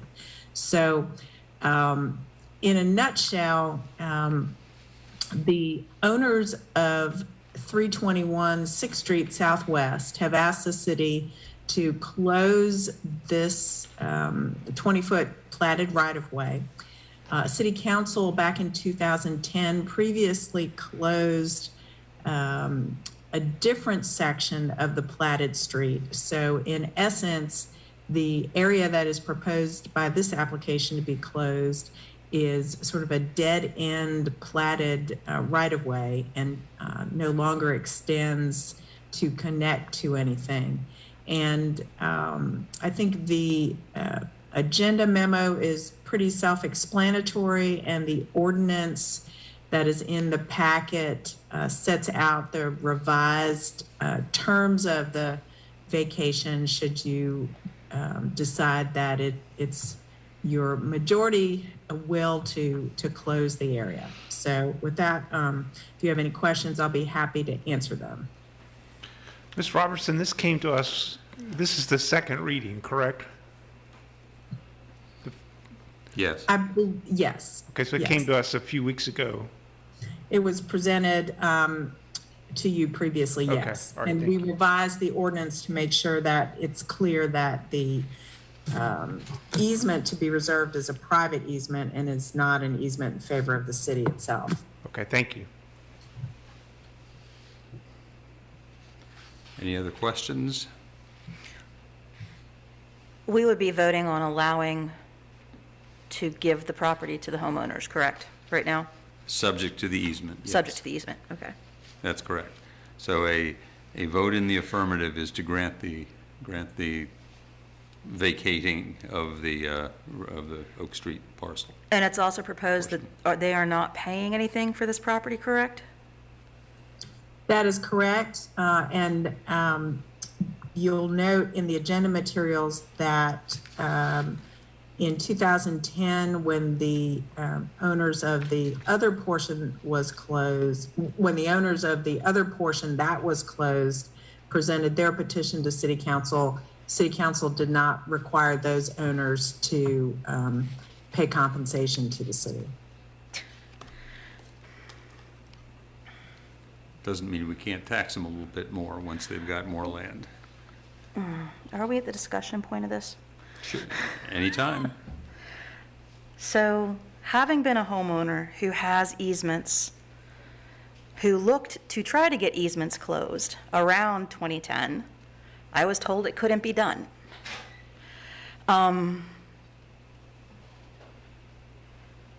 And then I was told at one point that it was going to cost significant amount of money and that you had to get everyone on the property lines. I am not going to be voting yes on any of these until we have a very, very clear, easy way that we've decided that all property owners across the city can equally and fairly access the potential of the easements beside their property. Because this is just something that I have seen be all over the place year to year, or depending on different things in the past. And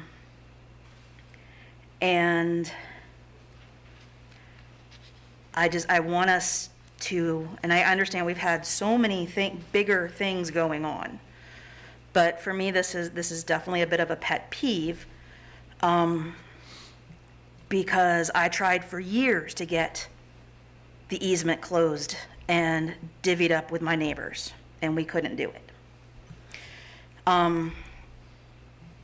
So I'm hoping that until we really figure out what we want to do with these paper streets as a city as a whole, and how we want to fairly distribute them or offer to distribute them to people in our city, I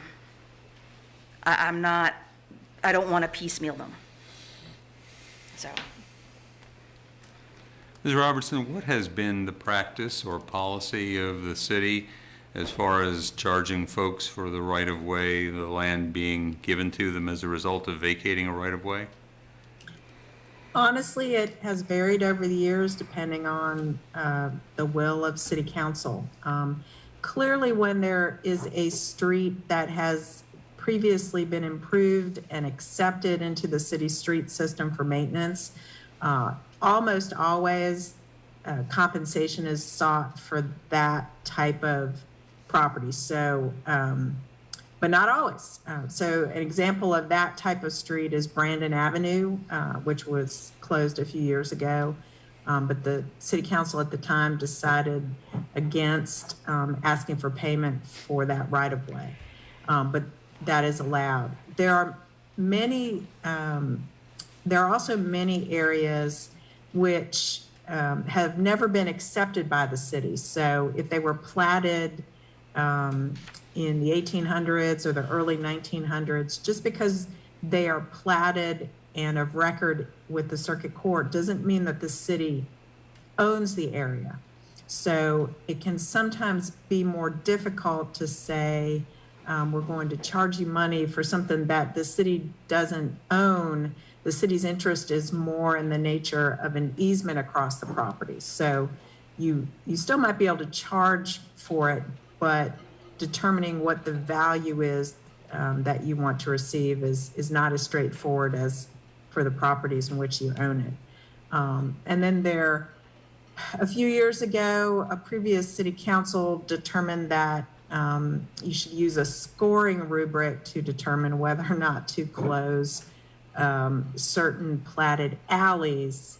And so Councilor McGill is correct. There have been a variety of approaches over the years, and staff in the Office of Community Solutions is looking at this to try and pull all of the different factors that are currently in either a procedure or a policy together for you to review them to decide how you want it to work during your collective tenures.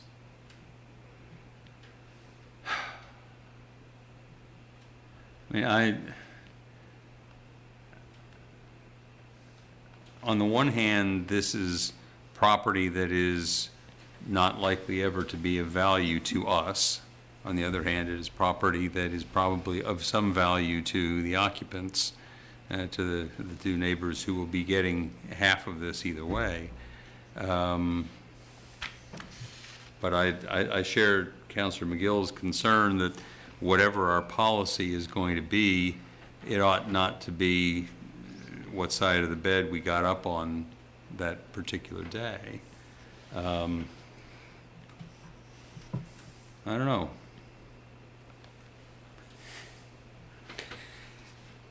This is one that I thought was going to be really easy as I was preparing for the meeting tonight. Well, so this is looking on the map, and so this is currently Paper Street for what would have been Oak Street. Is that correct? That's correct. It was platted a long time ago. It was originally part of Albemarle County, and then the city annexed that section of the city, and the city acquired it. So that's why this particular one has a street name, but it's never been developed as a street. Okay. Mr. Payne, what do you think? Well, I mean, I think I share Councilor McGill's thoughts about, the need for a more clear formal process, but for me, that's not holding me up from voting on this tonight. But I do understand the perspective of wanting, before voting on anything, having a clear approach so everything is formalized, and maybe putting a little bit more pressure on us as a council to make sure we are communicating what we want that to be. But for me, I'm comfortable voting on it tonight.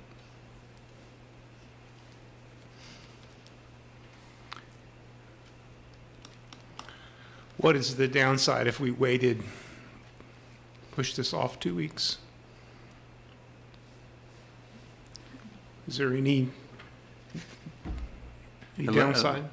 At least one concern for right now is that I don't know whether we would be 3-1 or 2-2, but if Councilor Wade, if Vice Mayor Wade were here, he would presumably be able to break a tie. I wonder if we want to, if it would be. I'm just wondering in terms of the substance of the issue, if we were to wait 2 weeks or a month, is there something on the landowner side or something from the occupant of these households that is driving this schedule-wise, or is this something that's just kind of on a list of things that need to be cleaned up? My understanding is that it is a list of things that they would like to have happen, but I am not aware of any particular driver. It's not like the encroachments that you had last time where the landowners were trying to sell their property and were having difficulty because of a building that encroaches into a platted right-of-way. Is this the first time, this might not be a fair question to ask, but is this the first time a topic like this or an issue, this specific kind of issue has come up with this current council? Do you remember? Are you able to recall, Ms. Robertson?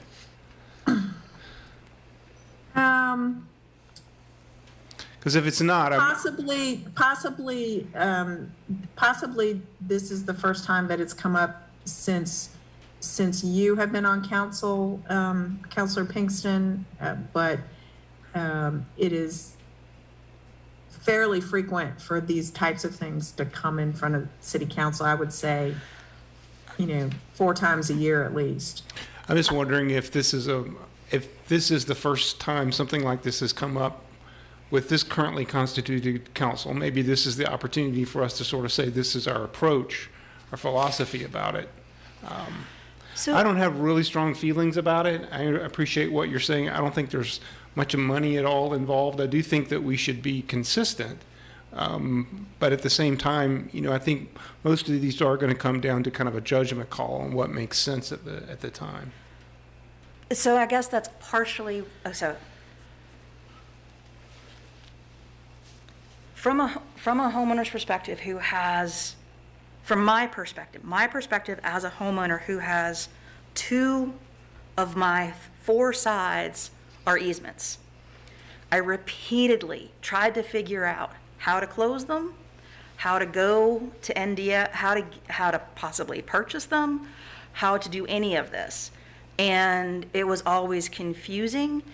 And sometimes when I would bring this up in particular, I was told it couldn't happen. And so what I am pushing back on is a fairness piece, that there are people like that across the city who have tried throughout the years. And the process has been confusing, it has been unclear.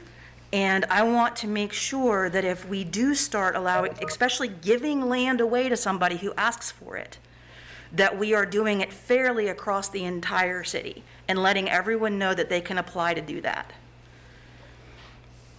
So, because I know people in the past have tried to do this, have tried to buy it, and have been denied. So if we're gonna, I just think we need to settle on what we are going to do with these things and have a policy about it so that we can do it equitably and fairly. So I wonder, Mr. Mayor, if a motion would be in order to defer this item till later, take it off the agenda for tonight. That's certainly a motion that is always in order. Is there a second to that motion? Yeah, I move that we defer this item to at least 2 weeks and maybe a month from now until such time as, we have lots of other priorities and this is kind of lower on the list, but until at least council's had a chance to think through this a little more. And also, we can be fully present. Yes. Let Vice Mayor Yeah, Wade be 'cause here. This is sort of a policy thing. How do Second.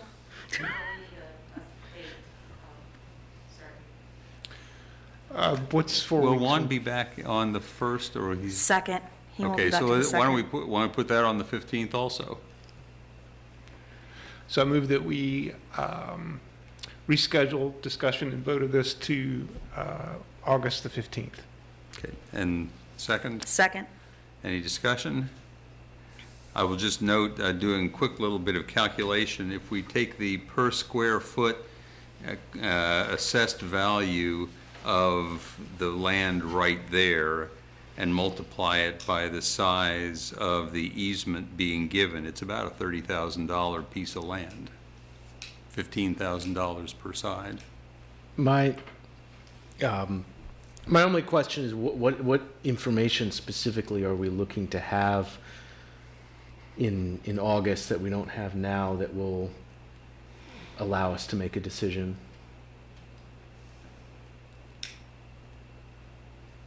Yeah, I'm not sure it's as much information as it is sort of discerning the collective will about how we go about.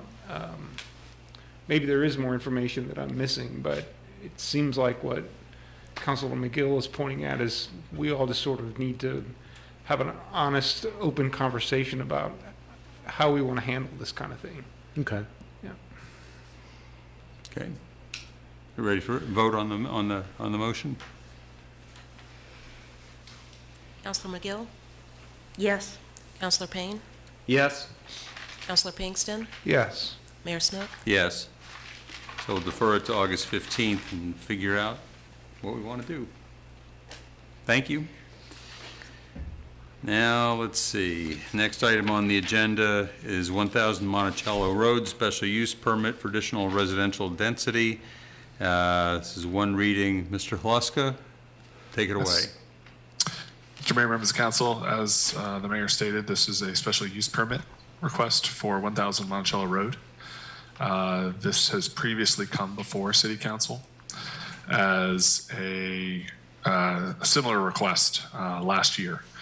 The Planning Commission reviewed this at their June meeting and recommended that the application be approved. There are 4 conditions attached to that. One of those is the one that was referenced earlier in the meeting regarding the amount of affordable housing. I will just point out that this project does not have an affordable housing requirement because it is below the threshold that triggers it under section 3412 of our city ordinance. I know the applicant is present or is on the call and in the meeting and would like to address council regarding this item. And I'm happy to take any questions you may have. First of all, any questions for Mr. Hluska? Yeah, I may have missed it. The 4 items that were being proffered or put forward, I guess. The resolution you have in your packet should list Okay. 4 items, although I could be mixing up my elements here. That's okay. Yeah, I know there's the original condition, the first condition is that up to 42 dwelling units per acre or 34 dwelling units, residential units are permitted on the subject property. condition 2 is the entire affordable housing condition. That includes, there's more, I guess there's I think 5 conditions actually, because the affordable housing condition takes up conditions 2, 3, and 4. And I think 5 is related to the design of the project, which has come up in the past. There's been several planning commissioners or at least one planning commissioner who's mentioned concerns with the way the building is designed. Staff would note that the site is not subject to design control in any way, and is the height of the building is below the maximum height permitted in the zone. So those are matters that are not within the scope of the special use permit request. So one question that I have, and I will now indicate my ignorance or lack of understanding of some distinctions, not to exceed 125% of the fair market rent. How does that compare to the 80% AMI figure that appears in the following paragraph? How do we put those two together into the same equation? I may need to defer to the applicant on that. I see both representatives. Kelsey Schlein is from Shrimp Engineering as the applicant, and then Kevin Schaefer is also assisting on that. I know that they've tried to craft, I believe they said that they've tried to craft a condition that relates to rental. A lot of our guidance around affordability is based on, it kind of presumes home ownership. But this is a rental product, and so they've kind of tried to draft something that addresses a rental issue versus the 80% AMI element is the HUD standard. But they've tried to kind of work to incorporate that, but also express it in terms of the overall rent that would be permitted under this condition or in the units.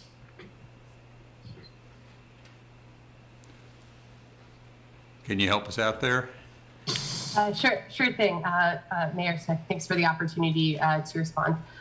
So the reason that we, committed to a threshold, the HUD FMR, and then also the 125% of the HUD FMR for certain units, is to set the rent, and then the 60% and 80% respectively is, specifically in regards to the income limit to ensure that individuals who actually, need to rent or be given the opportunity to live in a unit that offers this rent are the individuals who are able to occupy that.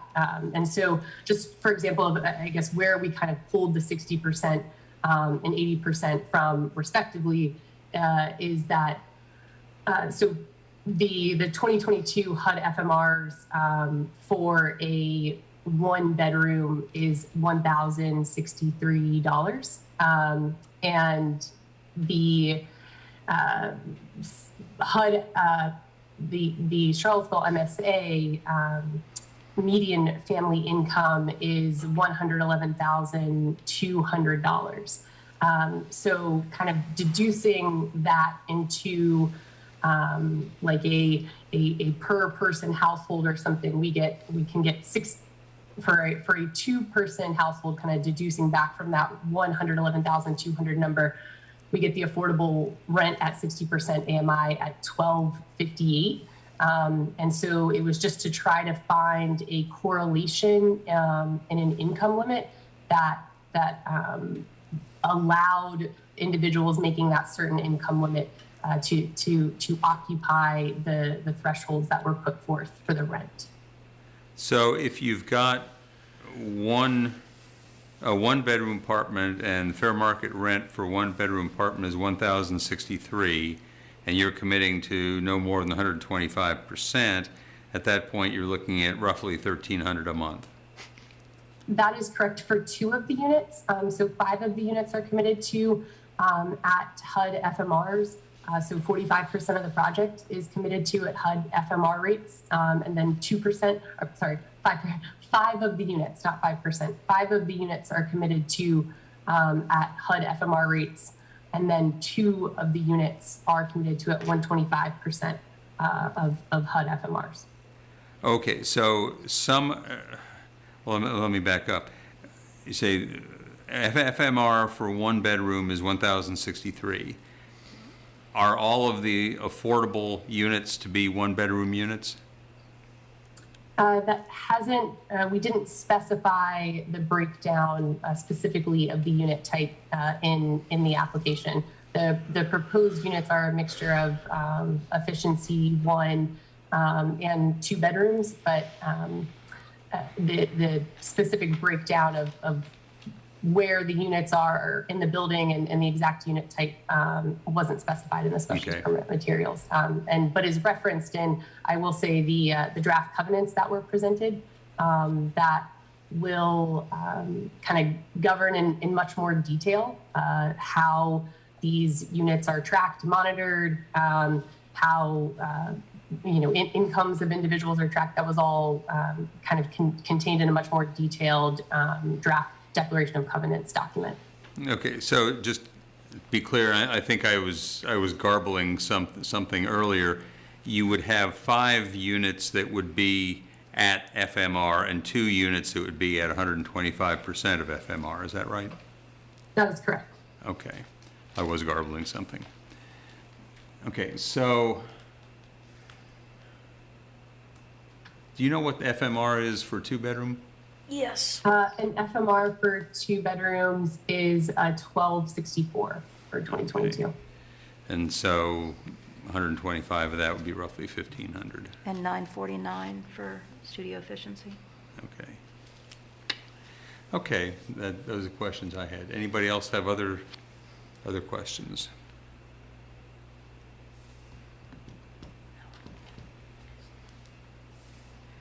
Any discussion? No, I think it was a good conversation in the Planning Commission. So most of my questions were addressed then. Okay. Is there a motion? I mean, I don't see how this project has significantly altered from when it came before us.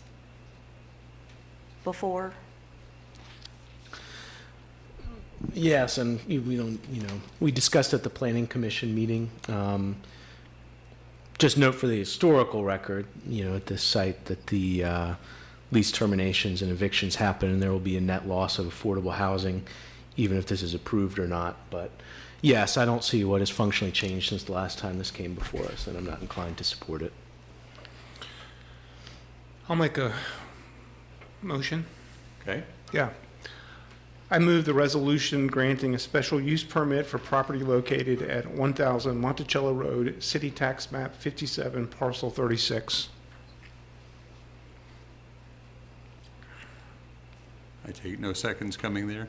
I will second it. I supported the project before. I'll support it again. I suspect we're going to come down to a 2-2 again, and I suspect that, I guess the question is, do we want to wait until Vice Mayor Wade is back to break the tie? I would. If possible, we would like to request deferral as applicant until the council is all present to hear the presentation. So the motion is on the floor to approve it? Right. Can I withdraw my motion? You can withdraw your motion. I withdraw my motion, the one about the resolution granting a special use permit for property located at 1000 Monticello Road.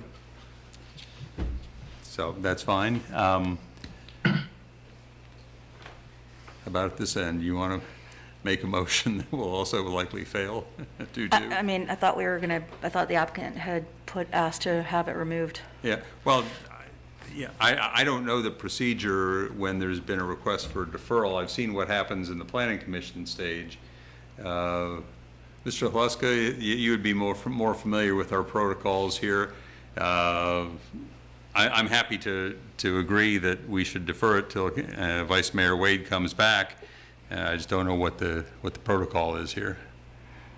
I kick that to Ms. Robertson. I understand So- we're not on a time clock, whereas the Planning Yeah. Commission is on a time clock, so. That's right. So you can, You can defer it if that is your will, because you aren't on the time clock. You're exactly right. That's the difference. Okay. So does that involve retroactively removing it from the agenda, or? No. Okay. I think all we would do, we say, well, we could make a motion to have it put on the, deferred until the August 15th agenda, just as we did with the other vote. Will my colleagues support that? I mean, otherwise it's going to probably be a 2-2 as it is. I mean, I don't know what happens when we tie. Well, all I would be doing would be moving to defer it till a month from now. Yep. Is that acceptable? I mean, I don't see what other option we really have. So, you want to make the motion? Yes. I move that we defer this item until our meeting on August 15th. Yes. I'll second. Okay. Ms. Thomas? Counselor McGill? Yes. Counselor Payne? No. Counselor Pinkston? Yes. Mayor Snook? Yes. Okay, we'll come back and talk again on August 15th. Thank you. Let's see, 923 Harris Street, special use permit for increased residential density. Mr. Hluska. Sure, on mute. Yes, Mr. Mayor, members of council, this is a special use permit for increased residential density at 923 Harris Street. It would allow an increase of up to 62 dwelling units per acre on a site that is currently a single-family house on Harris Street. This was heard by the Planning Commission at their June 14th meeting, and they recommended that it be approved. There are 4 conditions attached to your resolution. The first 3 were a part of the application package that went to the commission. The 4th one is a matter that we actually need to address in this meeting. Condition 4 does not reflect what the Planning Commission actually said at their meeting, and I want to credit Ms. Schlein for pointing this out. So Excuse me, I'm we would confused. suggest. Pardon me. Staff would suggest. What's that? Excuse me, is this on the consent agenda? Or, No. No. Or am I looking? I must have an old version of. You have an old agenda. Okay, yes. sorry. Mr. Mitchell added a condition that the streetscape trees shown in conceptual landscape plan on sheet 6 submitted March 15th. That was more what he was worried about, not necessarily the building. So condition 4 in your resolution references the building, but it may just be needed to be altered to say the landscape plan as shown.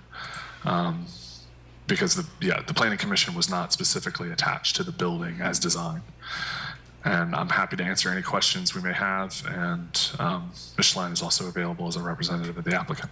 So paragraph 4 currently reads, the building constructed within the project shall be substantially similar to the building depicted within the exhibits submitted with the application materials referenced above within the resolution.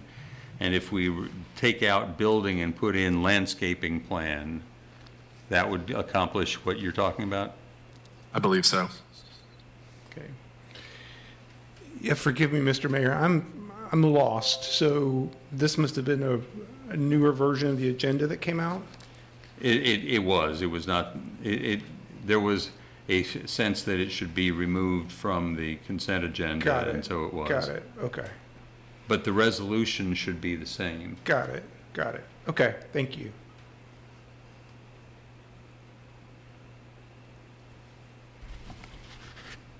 Okay. So are there questions for Mr. Hluska or questions for Ms. Schlein?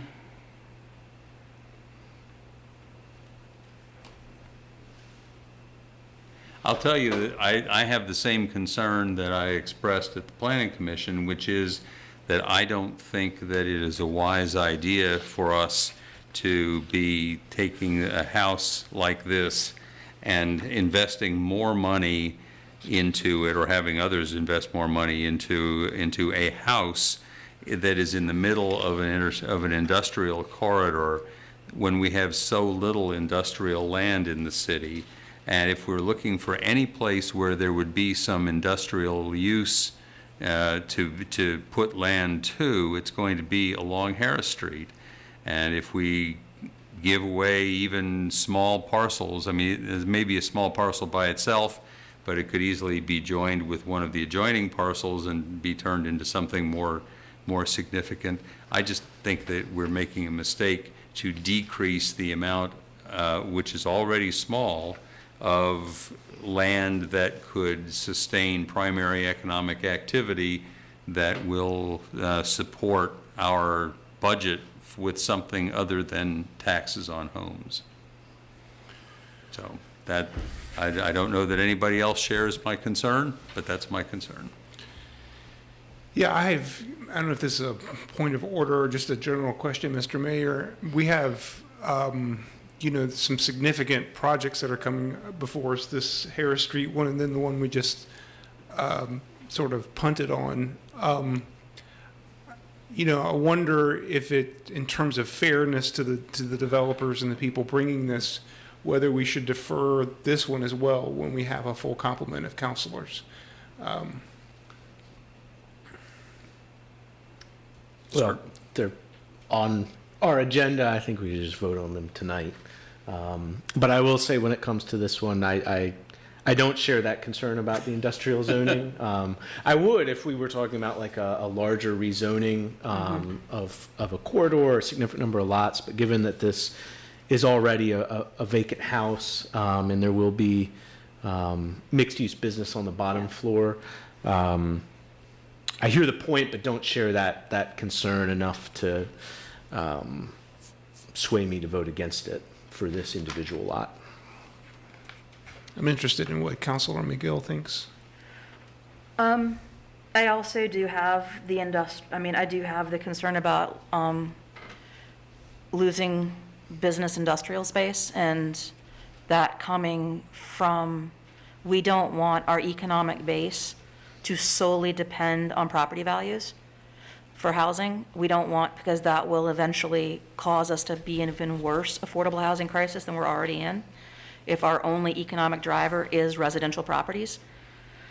That being said, I am familiar with this particular parcel. I think a mixed-use development is a good thing. I like bringing in businesses on the bottom, housing on the top. And so personally, I feel good in voting for it.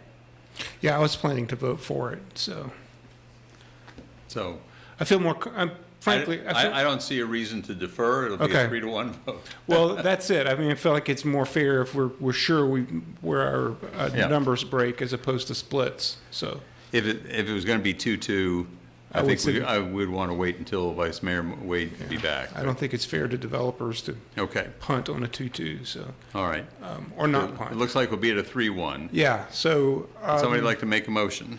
If I can find it. I would move to approve granting a special use permit for property located at 923 Harris Street. I'll second it. Okay. Any other discussion? Ms. Thomas? Counselor McGill? Yes. Counselor Payne? Yes. Counselor Pinkston? Yes. Mayor Snook? No. Motion passes 3-1. Thank you. Thank you, Council. So, next item, appropriation to transfer funds from the Council's Strategic Initiatives account to the Office of Equity and Inclusion. Ms. Hamill? All yours. Good evening. Oh, thank you. Good evening, Council. We're here tonight to talk about, as you know, Council has a Strategic Initiatives account. And as history repeats, we generally come to Council and Council approves any expenditures from that account. Back in December of 2019, the council at that time set aside money, $197,000 and some change, to be used for organizational equity. As of this date, that money still is sitting there allocated but has not been used. And so we are asking that the money be transferred now to the newly budget for the Office of Equity and Diversity so that those dollars can be spent to further those efforts without having to come back to council with each and every expenditure from that allocation. Thank you. Anybody have questions for Ms. Hamel? Or for that matter, for Ms. Marshall, if she's, I guess this is money that will fund her efforts, is that correct? Ms. Marshall, would you mind giving us some examples of what some of this might be funding for our department? Yes, ma'am. So one of the things that we certainly know is needed when we think about internal equity is the opportunity for professional development and education. So many departments, unfortunately, have limited budgets for that kind of work. And so that's somewhere where the office certainly could come in and provide that kind of support. Through funding is how we've been able to provide not only one, but now 2 groundwater programs for our staff to be able to participate in, to get a grounding of systemic racism, and to have a look at that data from a really empirical lens to start making some better decisions as to how we do our work. So that is certainly part of it. In addition, when we were speaking about the plastic bag tax, some of that funding certainly could go to providing those bags for members of our community. Perhaps maybe that's where some of the wheeled bags may come in to provide that layer of equity for individuals who, again, are juggling not only walking, but public transit and or small children in their arms. Thank you. Yes, I'm happy to make that motion. Fire away. I move the resolution appropriating the amount of $197,181 from the Council Strategic Initiatives Fund to the City Office of Equity and Inclusion. Second. Any discussion? Ms. Thomas? Counselor McGill? Yes. Counselor Payne? Yes. Counselor Pinkston? Yes. Mayor Snook? Yes. That motion passes 4-0. Okay, so now we're coming to the last action item is the Planning Commission, and that's what we moved out of the consent agenda to this point. And there are 2 issues here. The first is that by some accident of history, we wound up with 5 different planning commissioners whose terms expire on August 31st of 2022. By state law, we're supposed to stagger them, no more than 1, 2, 2, 2, for example, or something like that for if you got 7 to spread over 4 years. And so we have 5 who have technically had their terms expire or will be expiring, and so have to be reappointed in some way. And so we're talking with Ms. Robertson, and Ms. Robertson has come up with a draft of an ordinance that will solve all of these problems. All right, so originally the resolution to reconstitute the Planning Commission was placed on your consent agenda for this evening. However, after some amount of discussion among yourselves, you've decided you would like to change the dates of some of the terms to an extent. And so I'm going to walk you through the various seats referenced in the resolution. And as I go through each seat, you can tell me whether you approve of the change and or who you would like to appoint to that seat. So we'll go through each of the different seats, and then at the end, I'll ask if someone would like to make a motion to approve the resolution as amended. Great. So I'm going to start with seat number 1. It's for an interim term of 1 year ending on August 31st, 2023. And we're suggesting, no, we're nominating Hosea Mitchell. Okay. So the next change would be seat 2 would change to be another one-year interim term ending on August 31st, 2023. And for that, we would nominate Rory Stolzenberg. Okay. Seat 3 is for a regular term ending on August 31st, 2024. That seat is currently filled by Lyle Sola Yates, and since we're reconstituting the commission, he would continue to occupy that seat. That's right.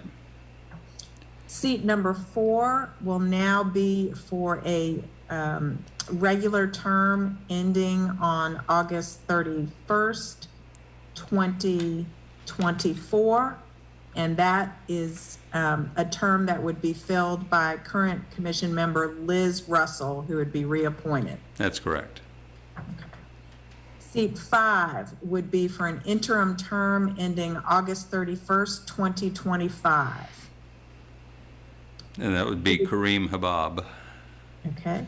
Seat 6 would be for a regular term ending August 31st, 2026. Who would you like to appoint? This will be a new appointee, Carl Schwartz. And seat 7 would be for a regular term ending August 31st, 2026. Who would you like to appoint? This also is a new appointee, it'd be Phil Duranzio. Okay. Those are all the changes that we have to the resolution.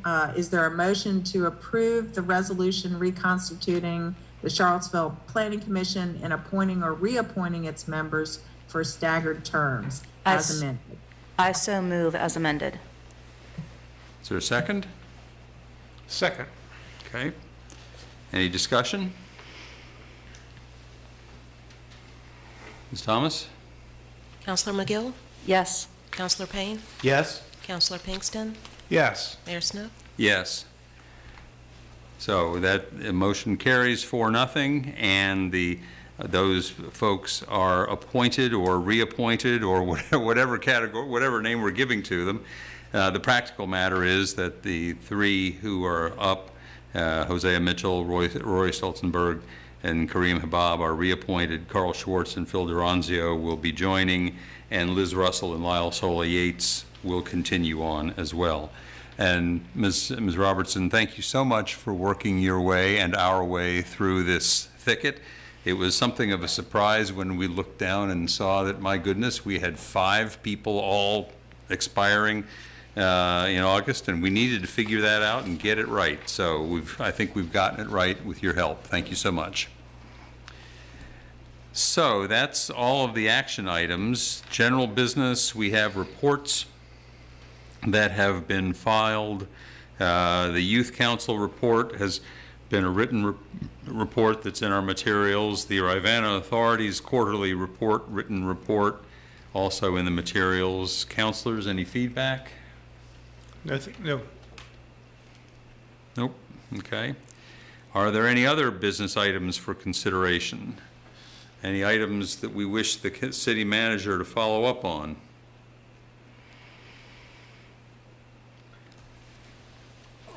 We asked about it last meeting, but the HR issues, whether it be meeting at some point, I'd be curious to hear an update. Are you talking about the rewrite of the HR policies, or? No, the HR issue people mentioned during public comment of the okay. employee, specific employee. All right. Thank you. Yeah.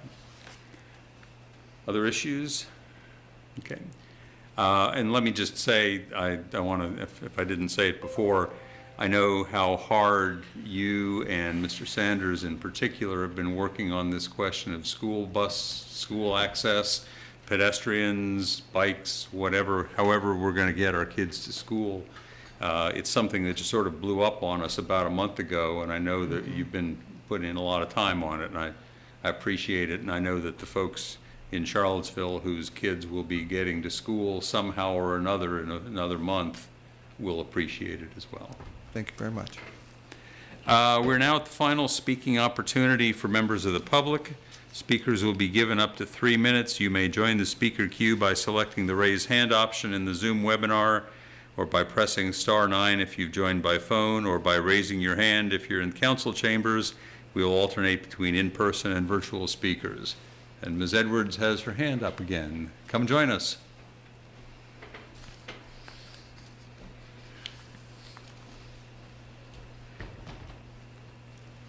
Good evening, Council. My name is Shelby Marie Edwards. My pronouns are she, her, and hers, and I work as the Executive Director of FAR or FAR-CVille. I'm a product of the Charlottesville Public City School System and a current Charlottesville City resident. So I would like to pick up where I left off as far as Midway Manor. FAR will be assisting residents in the organizing process. The entire building of Midway Manor is subsidized. Somebody say subsidized. Subsidized. Thank you. We ask for all of you to help us and figure out who we need to talk to about these conditions. We are grateful for the work of the Office of Human Rights Commission and would ask for you to help as well. A resident shared with me today that, quote, being aware is one thing, action is another. Somebody say action. Action. Mr. Pinkston, say action. Action. Thank you. So it is imperative that we push developers of all kinds to define affordability. Charlottesville does not need more luxury apartments. We need affordable housing. When I say affordable, I want to be super clear that affordable housing should be something that doesn't cost someone more than 30% of their income that they make a year. The unnamed, there's an unnamed place that charges $1,800 for a studio apartment here, and that is how much some of my residents have to live off of monthly, and that's not for lack of trying, which leads me to 1000 Monticello Avenue. I didn't catch the individual's name, but it was loosely stated that the applicant was not required to create affordable housing as enough justification. And since when does something needing to be a requirement act as a prerequisite for doing the right thing? There is far too much finger pointing about whose responsibility it is in the city of Charlottesville to build affordable housing. It's a joint role. If this was a theater and I was y'all's director, and I would have several notes, but I would say this is called ensemble work because we have to work together.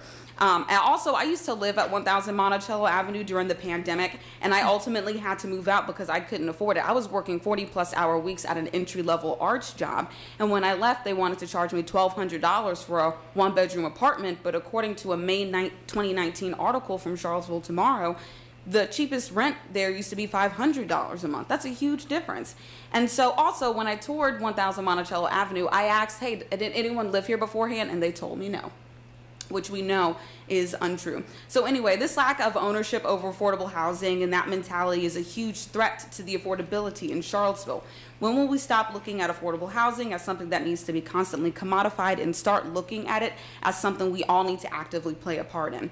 I know that you all care. You wouldn't run, you wouldn't be here if you didn't, but I'm asking for you to care slightly differently. If this were the theater, I would say make another choice. I would say go through your intention differently, make a stronger choice.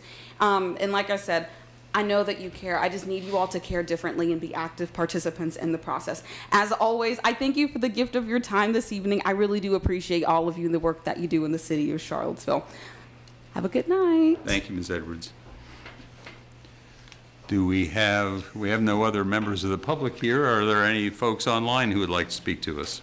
Yes, Mayor Snook, we have Joy Johnson with a raised hand. Ms. Johnson, you have 3 minutes. Good night. My name is Joy Johnson, and again, thank you, Shelby, for pointing that out. Again, I will be coming to council and asking or pushing to have you all do breakdown of what affordability is. I was helping another client, and I do want someone to look into why CAT will not accept application. You have to download the application from the computer. So if someone have a brain injury and someone is helping him so that he can get transportation, why can't they accept the application online or through an email? Again, the other thing was I was helping another client who was incarcerated and has been working ever since he's been out for about 10 years now, and needed to find a place. And again, University Heights and a lot of the other places around, one does not, if you have a criminal background, you're not qualified. But if you're qualified, and I'm gonna keep singing this song, if the rent is $1,000, you have to be making 3 times the amount in that month. That is absolutely criminal. Most of our folks are struggling. Some people are just making, a bare, $1,200 or $1,500 a month. And then you're gonna say they need to make 3 times the amount. I am asking you, I'm asking you because you are the city councilors to look into this and to have a work session. Put that on the city manager's plate and the assistant city manager's plate and Ashley's plate. Look at what is happening to poor people in this town. We are part of this community. Thank you and have a good night. Thank you, Ms. Johnson. Our next speaker is Corfera Humes. You are on with council. And you will need to unmute yourself.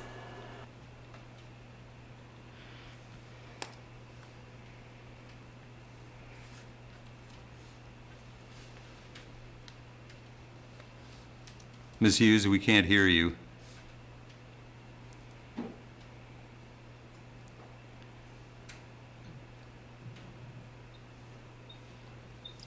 Hello. There you are. Hi, this is you have the wrong person. It's asking me to unmute, but I'm a different person. Well, are you the next person up? Okay, well, okay, you didn't. All right, so I'll start with my 3 minutes now, hopefully. My name is Luisa Candelario. I'm a city resident. I was present at the rallies in 2017, which I believe to be the preface to the January 6th riots. I believe that that was the practice run for what happened on January 6th. I just want to say that I'm ashamed of my city. I'm disappointed at the fact that it seems that you guys want to sweep it under the rug. This is the 5-year anniversary. I want to amplify the voice of Tanisha Hudson, as well as Carol Thorpe. We may not, a lot of people may not love noisemakers, but those are the people that sort of take the consensus of the community. And, they by the following on Facebook, you can see how many people stand by what they're saying. I feel like it's weird that we voted for you guys, and you guys seem to have been on a platform that wanted to, keep our city safe, keep affordable housing. There's so many of you guys on the dais who have been, very silent throughout your whole term. So it's an embarrassment. My vote, I'm embarrassed of my wasted vote, but so I'm trying to be nice here, but just wanted to say it would be interesting to. It's just weird that no one mentioned August 12th, that it wasn't taken into consideration. I saw the interactions on Facebook, and I saw them tonight with a different person, and how the mayor reacted differently for both people. You've had different excuses. I believe that anyone would have volunteered to come here. Any state police, any Richmond police, anybody would have been happy to come here on the 5th year anniversary to protect us. I believe that people still also do want Unity Day. I see the T-shirts still worn. I see people still talking about it. I see that August 12th is in movies. It's in movies. It's everywhere. Like, it's national. I don't see why the 5th year wouldn't be taken seriously. I feel embarrassed, disappointed. I can't believe that there's so many people on the dais that don't ever speak until it concerns them. So it's just disappointing. As a city resident too, it also tells me that you guys don't care about us. So that's all I wanted to say. My name is Luisa Candelario, city resident. Thank you. Thank you, Ms. Candelario.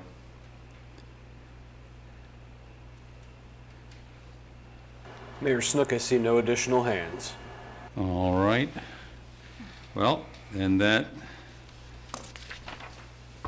gives us nothing further to do but to adjourn. Thank you all very much.